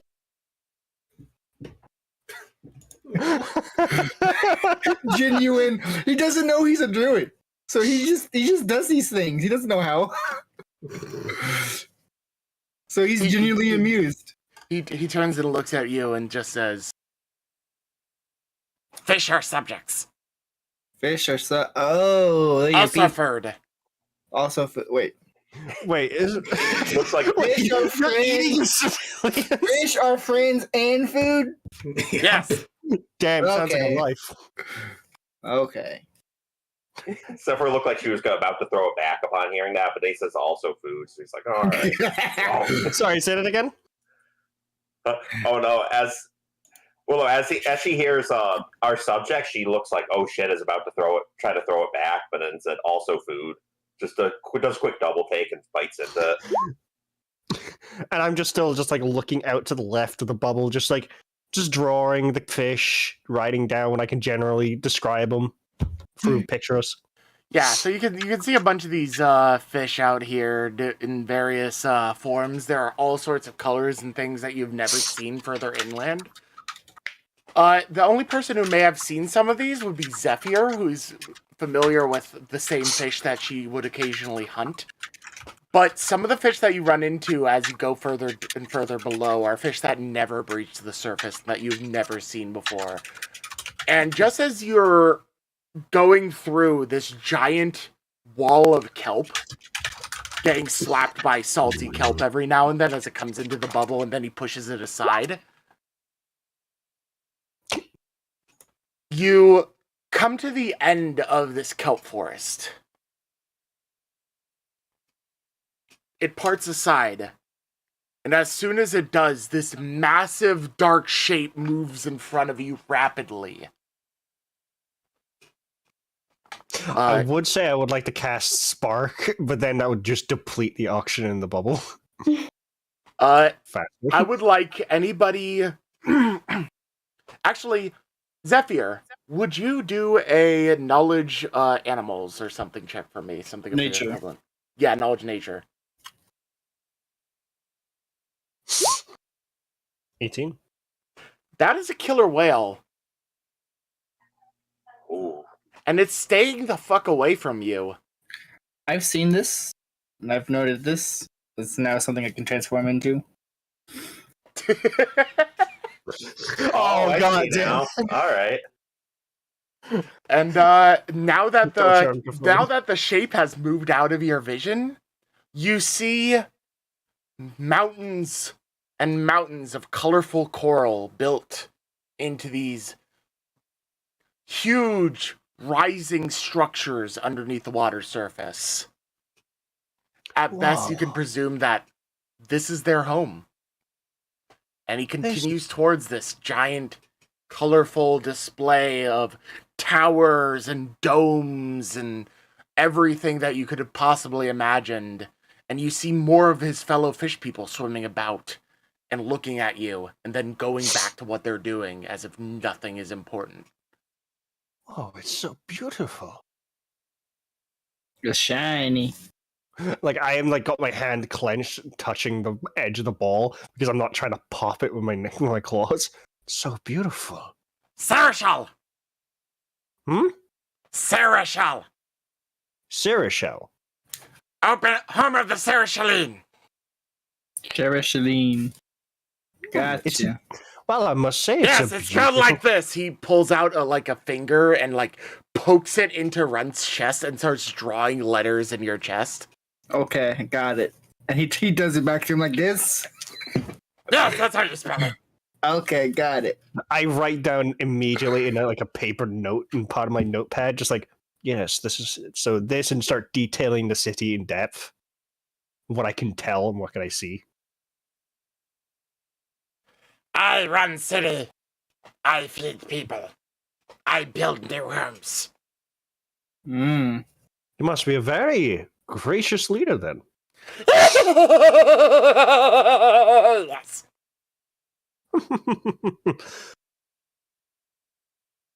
And the bubble continues closer and closer towards this until you finally arrive at this one largely domed building. It's like a tower going straight up a good 100 feet or so because you're that deep underwater. But at the front of it is this large domed awning entrance, and he just slips you inside. And as soon as you get inside, the bubble pops. Is there water? And it's completely dry. Oh. You can still breathe. He just doesn't need to do his thing anymore. As you enter this entirely built of coral and seaweed and all sorts of underwater vegetation as decorations for this place. It's like this large open hall, and at the sides of it you see mounted crab spears going along the wall back down this long ass hallway. It is a magnificent decorations. Sortaki! I don't think they're just decorations, though, are they? I would doubt the spears were thrown at us earlier. Not decorations. Heirloom. Heirloom. Well, I say they're massively great heirlooms. You see another fish person sitting and eating the head of a carp right in front of you at this polished coral table. And she looks up. And those of you who aren't currently like looking at and talking to Chief or Sakurla see her eyes, and she just rolls them.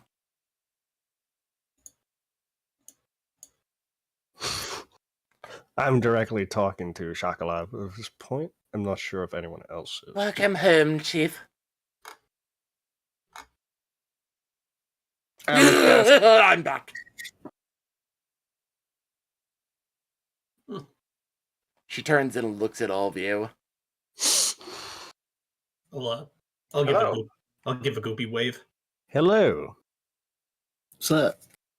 Wing wave. Do a Hi. wave. Bonjour. What room? She's just like, what room? What Oh. room? And he's just like, ugh!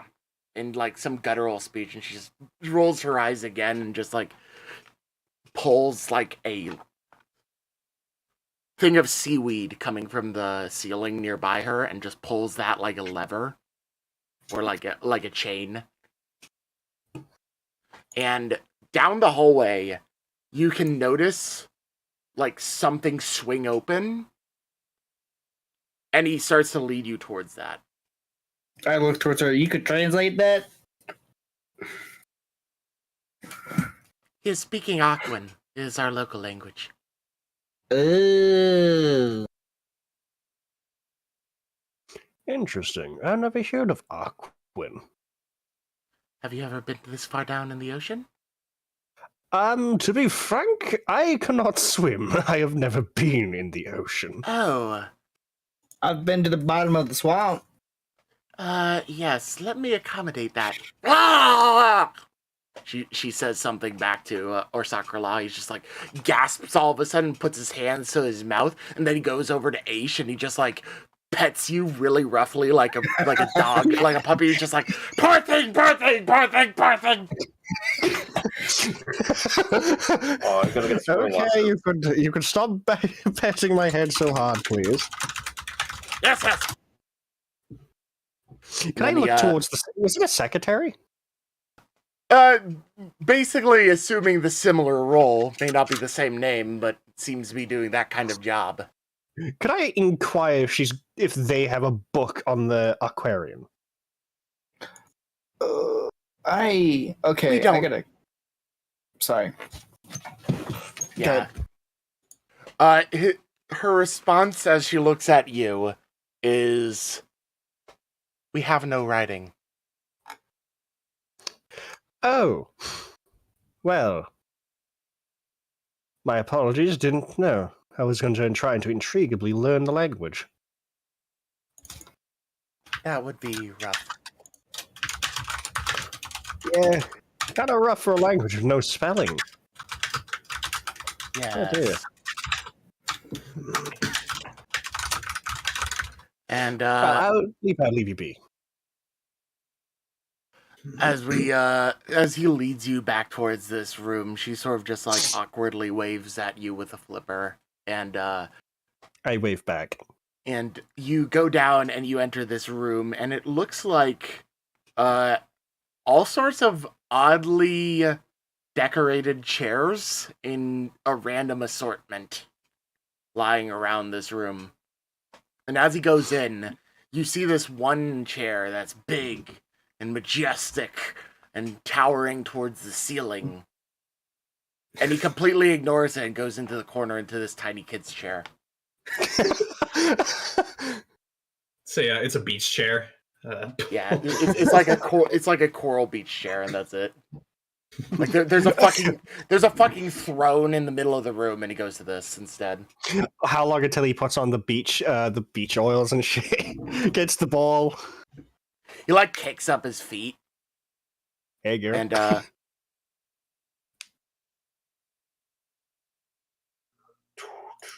Ocean man.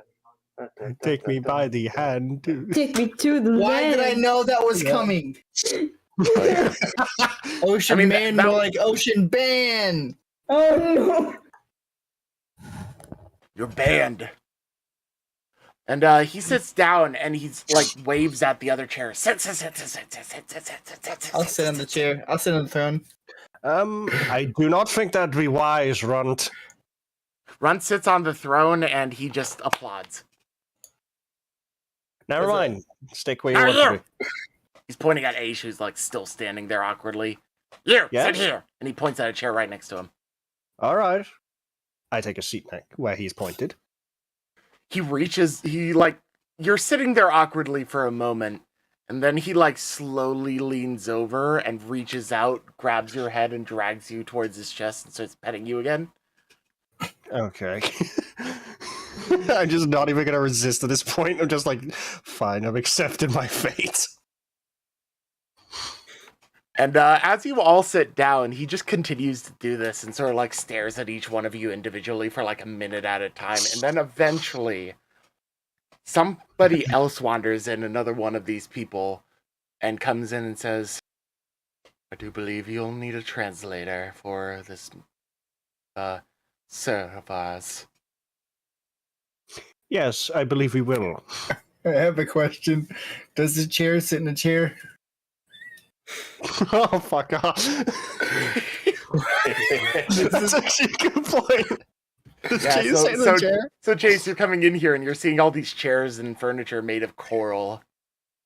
Wait. Chaise, it's your long-distant cousins.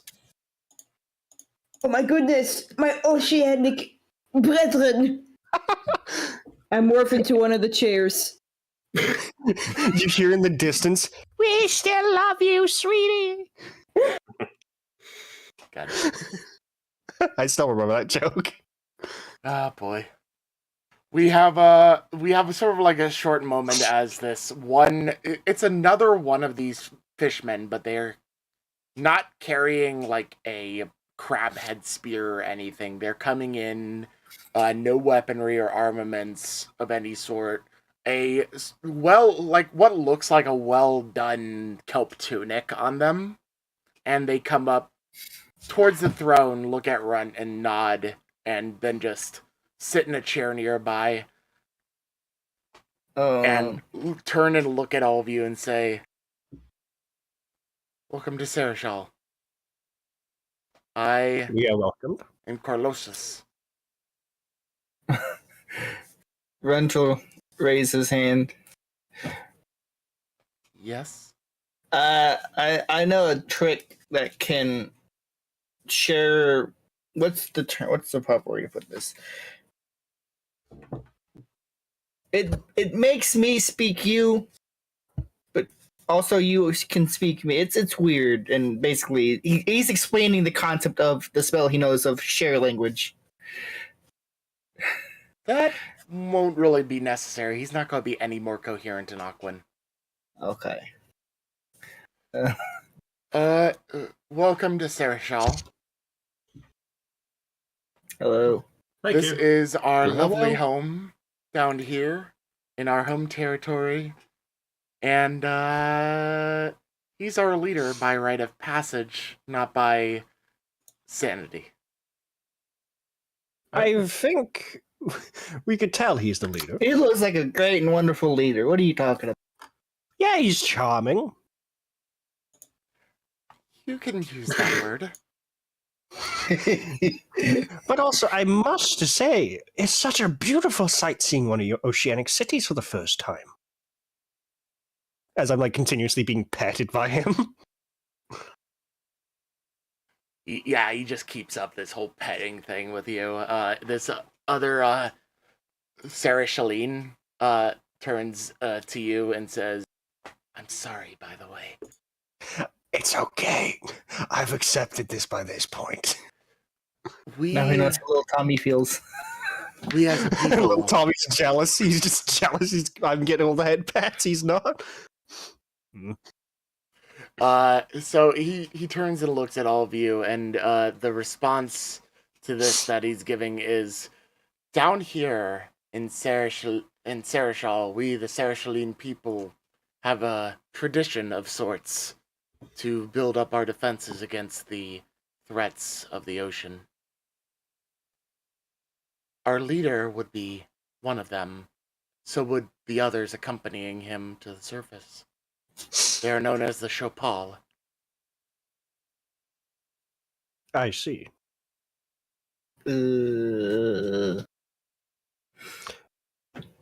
I put my hand up in response. Yes. Well, I'll give you our side of the story to understand why we are here. We've been sent down by the locals of the people that have been sailing their boats over your nation to be asked to come down to talk to you to maybe make some mutual agreement. So you and them are no longer on hostile terms. Sailing?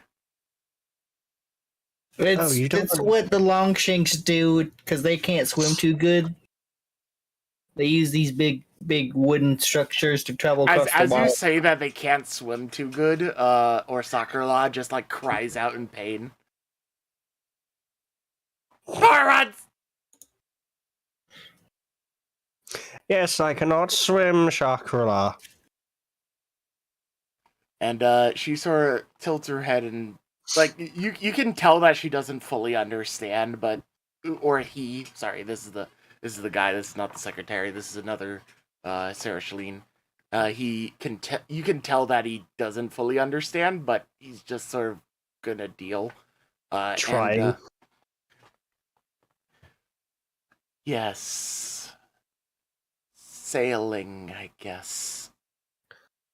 Do you understand what sailing is? No, I'm not gonna try. It's okay. It's one place to another, similar with swimming, but just not the swimming part. We are not unreasonable, but we do follow the orders of our leader, our chief, for he could best any of us. He is the truest of the Chopal. We are simply Badakra. So, if we could either convince him, then perhaps we could go ahead and create some forms of peace between the two nations? Yes, he would be the primary means. I'm here to act as an intermediary, not by his order, because I know that he's going to need one. I believe that him understanding that they use it to swim across the ocean would be a good way to put it. So, you're saying they need these big things to swim? They need them to not just swim. They talk about some sort of shipping things. They also move. They move materials. Yeah. They move part of the structures with them. They move buildings. Such power. Not exclusively buildings, but majority equipment, materials, and such to do so. Why not just tame the wildlife to bring you? Because they're dumb. I would have to agree. That is a shame. And just as just as she's saying this to almost emphasize her point, the room rumbles very wildly for a moment, and out of like this small, like what you might describe as a window made out of rather clear coral, you can see just like a blue whale going past. Whoa, what's that? That's a blue whale. Amazing. Food. Do not eat it. The whales are not for eating, they are for transport and combat. That's like what those boats are. They use them to transport. That's what the word was. I see. So think of the wooden things that the above-worlders use as your whales, basically. At this very moment, Sakura just like seems to have some sort of realization and like grabs Aisha's hand and runs out of the room. It's like, I'm not even like. Does he take it with him? It's Shanghai to put a blue whale. Just imagine he like perks up, stands up, drags you out of the room, and little Tommy just like spins in the air and falls on the ground and chases after you. He just Tommy, split stay with Zephyr. Stay with Zephyr. Should we follow them? He's going to do his thing. Right. So I'm just gonna let Tommy stay with Zephyr for now.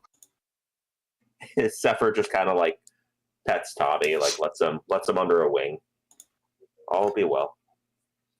I like it as well. Tommy's got the intellect to talk. He just hasn't talked in a while. So just don't care to give him a voice no more. Yeah. So, Asch, what you basically experienced this short moment as we step away from the group is him dragging you down the hall towards another room that he bursts open, and as soon as he bursts it open, water floods over you both, and you find yourself unable to breathe because you're completely submerged. Okay. Joke's on you. I have air bubble. He looks at you, looks at the air bubble, and pops it. I'm still gonna cast it anyway, so story-wise. Yeah, so he's basically like dragging you into this room of water and like is just like making like erratic motions and stuff towards you. Like I'm trying to make motions. I can't breathe. he just sort of rolls his eyes and opens up another bubble above your head for a moment for you to breathe, and then after just another moment, he's just like, "Get ready to swim!" and pops it again. So basically, Asch is now stuck in this room filled with water with this psychopathic chieftain trying to teach you to swim. waterboarded. Holy shit! Basically, but he doesn't understand that. Wait, This is I all just had a crazy idea. interrogation. Web shelter. Yeah. The web shelter takes a Can I minute block to out cast. water? It takes a minute to cast. Oh, And it needs to fuck. be- Yeah, Got a and you minute. can't breathe in between all of that. Fuck my idea to make a waterproof web nest. Yeah, you're absolutely fine in the end, minus a lot of panic. But he's spending the time right now trying to teach you to swim. And Can I show you guys my modifier for swimming? So you can understand why my character is fucking you get a +2 to your swimming from this. Do you want to laugh at how low my swim is? It's still in the negatives, isn't it? Oh, basically -10. You're up to a -8. That's how much he was able to teach you by this draconian tactic of his. And eventually... I'm already a -8. I'm saying Yeah. around 10. So I'd be -8. That's 6. Yeah. Fuck. Alright, you're down to a -6. He's barely improved your inability to swim. I can't change that number. As we move the camera back over to the party. How do I change the number? I'll take care of it. Okay. And you're here with the diplomat of sorts in their party, as he looks at you and sort of just like shakes his head after Asch and his boss leave the room. Even by our standards, he's eccentric.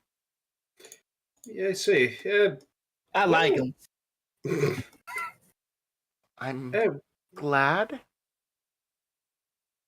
Regardless, is there anything we could possibly do to maybe do some form of exchange to maybe make things a bit more smoother? Maybe do something for you fellows in order to go ahead and show our good graces in terms of this agreement and not attacking the long-legged fellows. Longshanks have caused issues alongside their traversal.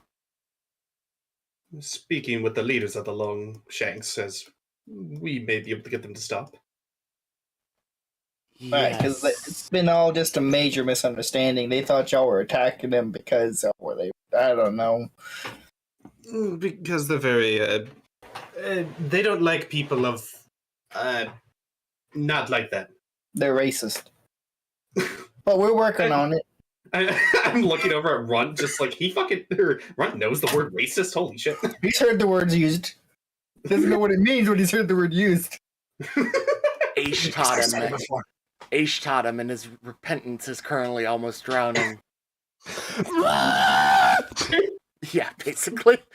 The Sarah Shalene in the room with you nods a little bit and says, "The issue is the path they take. Oh, what's that?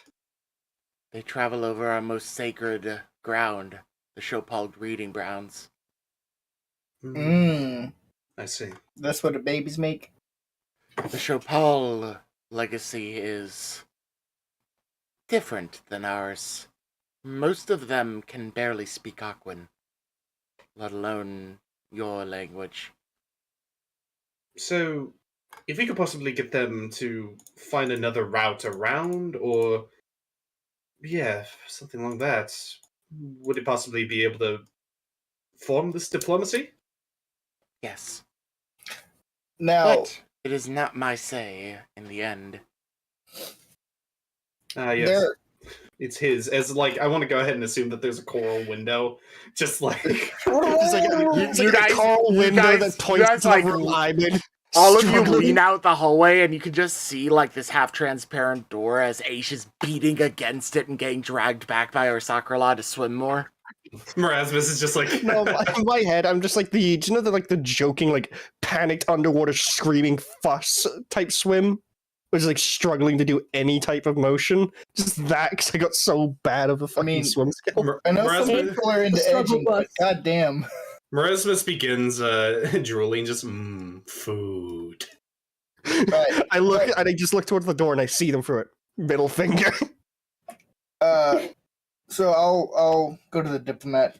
So, if the routes are a bit more dangerous, would you be willing, since they be doing around your thing, would you be willing to kind of provide a little bit protection for them through that area at least? Well, guidance. Yeah. They can make do. She said have we our can make own- do what they can make do. They can make do. Gotcha. Hmm. Oh, we tried. Okay. So, do you know? They have these. Actually, no. Brennan wouldn't know anything about this. He wouldn't know anything about sailing. They have this I would know a stuff, little bit more. but you're currently drowning.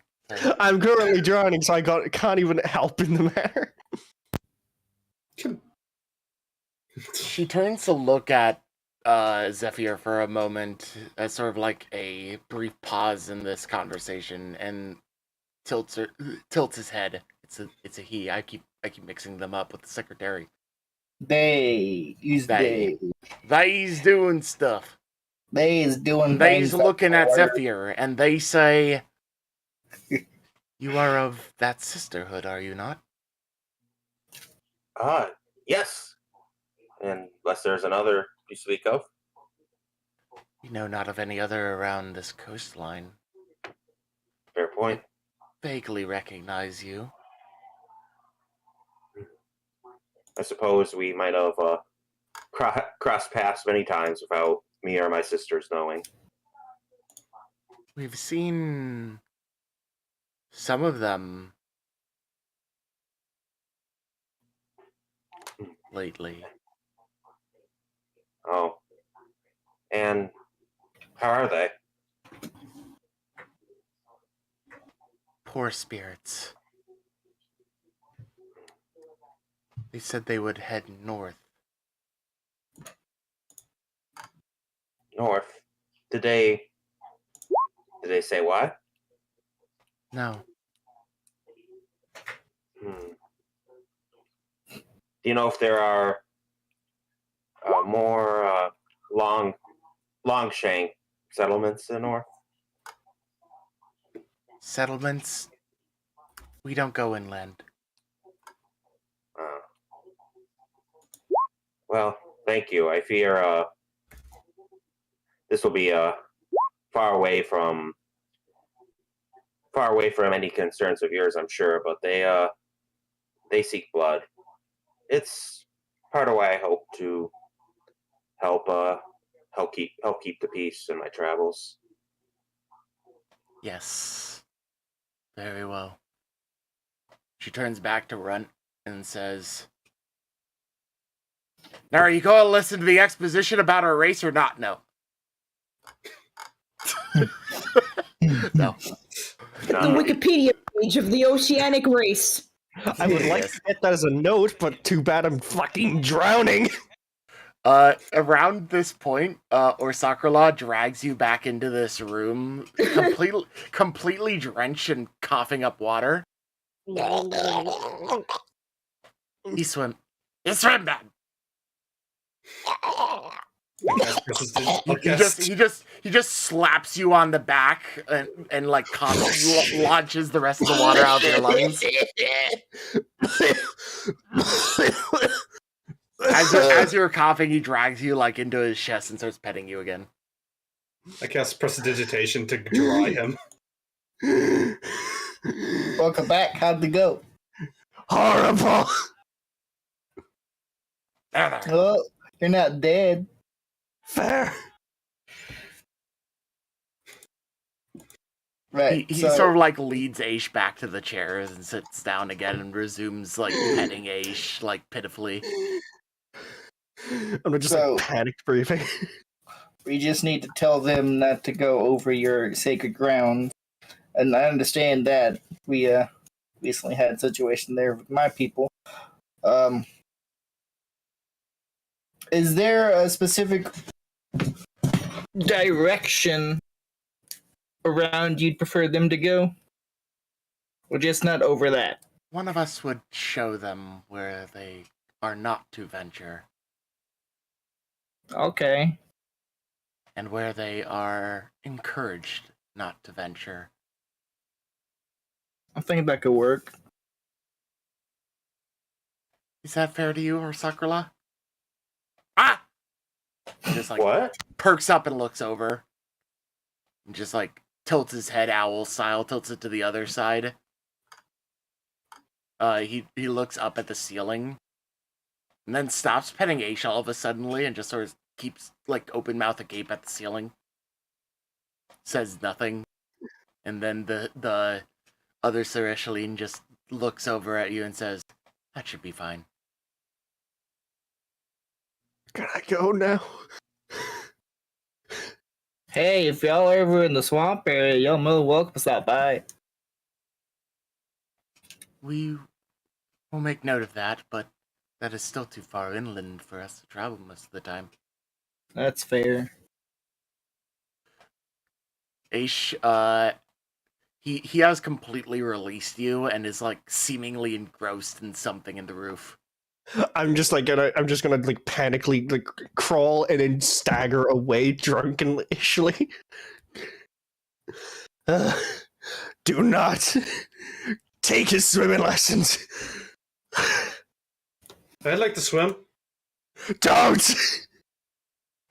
Oh, he perks up as soon as you say that, Morasmus. I touch Morasmus and cast Aboleth. That way he can breathe underwater with no issue. He already can. Look at him. Oh. Yeah. Oh. Runt! Why didn't you cast that on me? You got out. You take it too fast. I couldn't do anything. Ah. He comes over to Morasmus, tries to grab your hand, obviously can't, like scratches his head a little bit and then just waves you along. Yeah, just following him along. You know what? Runt will go with him. Runt goes as well, and you both are led to the same room. He opens the doors, you're immediately surged with water. Before that happens, Aboleth, Longue, and myself. Yeah, Morasmus is like unfazed. Runt, the pressure of this like knocks you against the back wall, and then he uses his powers to have the water sucked back into the room and drags you all in with him. I want to imagine that from the transparent door. It's like Morasmus is floating in like 0G, essentially, just like you're just in space. Just like ice human man. Yeah, you're literally just like a 1d6 die in slow motion flying through the air. One giant splosh for Ooze. 1d8 determine which direction. He's upside This down. room seems to have like shifting currents that go back and forth between north, south, and east, west every now and then. So you're just getting like thrown like forward, back, left, and right very slowly and rhythmically almost. Runt, you are completely submerged in water, and oddly enough, he just leaves a bubble of air on your head. I pop it. He nods. He didn't to Ash. Don't worry about it. Why am I getting picked on by this guy? Hey, because you're you don't know how to swim. You need a harsher lesson. Wait a minute. Is Ash's blood, the stuff that is still bleeding, did that litter inside of the water? No, I have No, seaweed. it got covered by the seaweed and it stopped bleeding profusely at this point. Okay. That's worried. So, nice fucking try, jackass. Hey, I'm just saying, no littering. Meanwhile, I'm not saying anything, but you're littering. the diplomat in the room, still with Chaise and Zephyr, looks at you both and says, Oh no, I'm still in there. Oh yeah, you're like, you've crawled away from where he was sitting initially, but you're just like still trying to come to terms with the reality on the ground or something, aren't you? And I'm so, like, as I'm slowly coming with your hands, I'm trying to claw towards Chaise. She turns and looks at Chaise, seeing that one of the chairs has eyes, and tilts her head. Blink, blink. And then looks at you and says, "What is your story, strange one?" I used to be part of a great clan of chairs until I discovered a tome of beautiful chairs of exotic beauty, and it inspired me to go out into the world and become an adventurer and seeking out knightly honor. And I pull out the tome, which is basically just a magazine for nice chairs. She takes it and looks at it and can't read common, which is what it's written in. Neither can you, but she looks at the pictures and says, "They are very pretty." Yes. And smooth. That would be an improvement. Oh God, I'm accidentally introducing an... You're actually bettering their society, Chaise. Oh no. Chaise is going to be the next king. I have destroyed society by showing them an IKEA catalog. The Swedish win.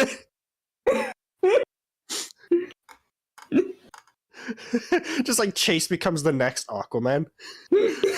Well, not even Aquaman, Aqua Chair. Ah, boy.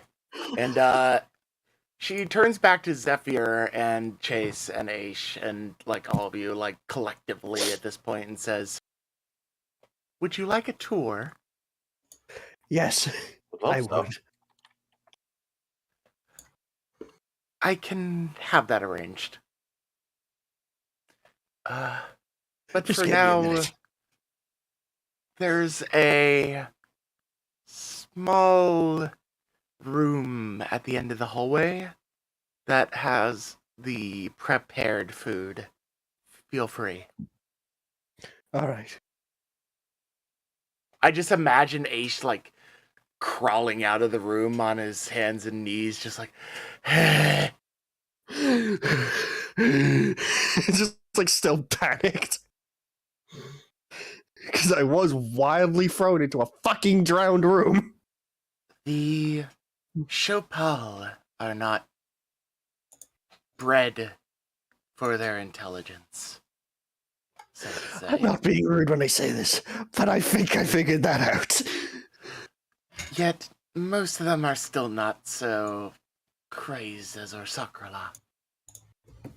I can It is tell. said that he lost his brain to her, the greatest of great whites. What, a great white Chopal. shark? Yes, that would be the word. The I've heard Chopal of are them. raised in the dark. There is a sacred breeding area filled with the most hostile of sea predators, where they spend their entire childhoods alone. That's a little depressing. Most of them perish, but the ones who live are the greatest warriors among us. Well, natural selection happens eventually. Yes. Or Sakrala was the greatest survivor among them in our recent history, and by tradition, they become the leader. Of course, So you're... folks like me are around to make sure they don't ruin everything. I see. Huh. But the threats we face down here are vast and many and can appear at any time, so we must be prepared. The crouch spears are a sign of adulthood for the Chopal. Interesting. I'll have to jot that down in my journal. Take your time. I think I will. It's like my hat is still dripping water. Now, let's get something to eat as the camera shifts back over to Morasmus and Runt in this giant water room. Thumbs up. You're having fun in there, Morasmus. You got, like the rest of you walk past this room and turn and look at this, and they're all just swimming. Or Sakrala is like bouncing around the entire room with incredible speed and barely dodging you guys. What, like a rubber ball?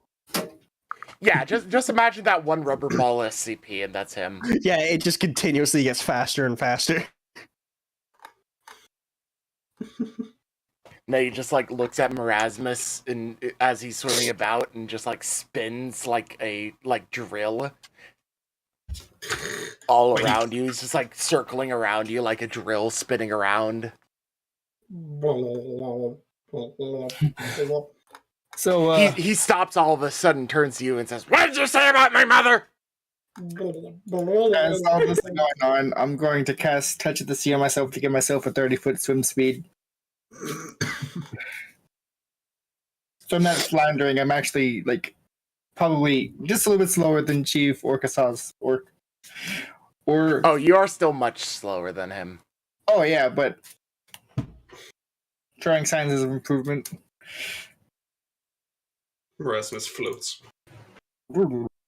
He speaks in bubbles. Can Morasmus try again with that cracked onyx? Yeah, it's been a little while, and you have like a bit of an opportunity. You pull it out, and he's immediately interested in looking at it as you do this, but he's not like taking it from you or anything. He's just captivated. Right. Morasmus is shaking it about again. Just blah, blah, blah. He gets worse. 6. Morasmus is not fucking doing good. It's because he's underwater this time. It's still dark down here. It is still dark. He just comes over. Fair point. How dark is it? This room is it's not as dark as it was in the beach line water that you were in earlier when you lost the onyx for a moment. But it's not really bright. Yeah, Morasmus is gonna be disappointed that's not doing anything. It would be low light vision. He swims over to you and looks at this onyx and sort of just extends a hand very slowly. And he's gonna give it to him. Or Sakura grabs the gem and starts biting on it.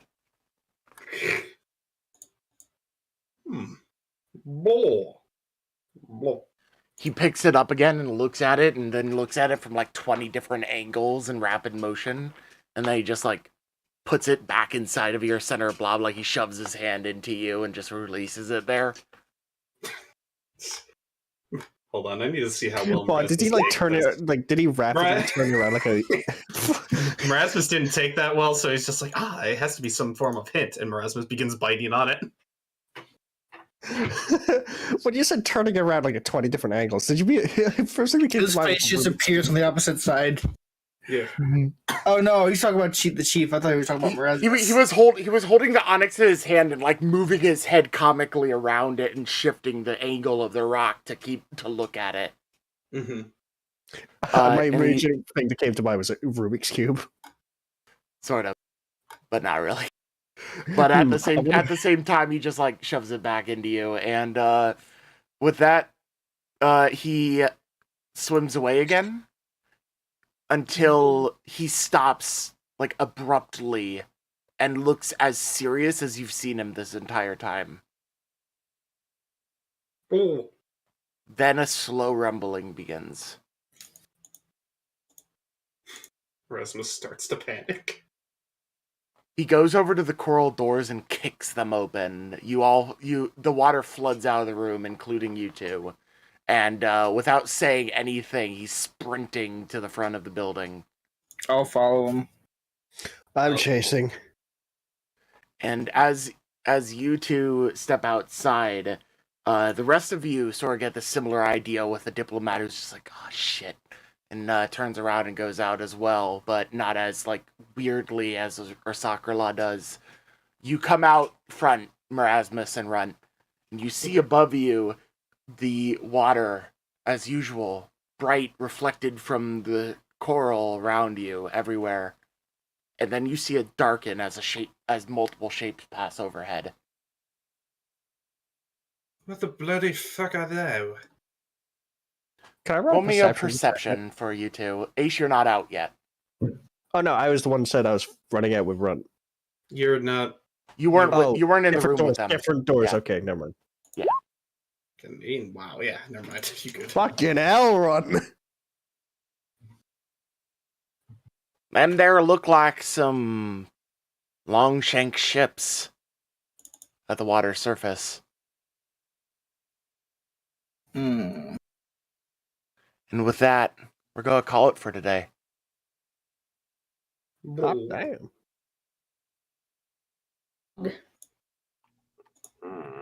Thank you, everyone, for joining me. I hope you've enjoyed this little bit more Theater of the Mind session as we end off in this underwater city. Undersea Kingdom. Under the sea. Underage waiter. God Take damn it. it from me. Downwards. Disney copyright strike. Makes sense to It me. is time to torture Trixie. God damn it. Thank you very much, everyone, for joining us. Yeah. Banana boy. man. Silence, you lizard! Damn it. All Let's right, hope with these that, people haven't developed primitive depth charges, though. That Oh, would yeah. go cool. you would hope not. But as Magical we end off charges. today, I hope you all have a lovely time. Thank you for joining me. This has been the Monsters of Morgram Pathfinder on Unlucky Rolls. Ta-ta.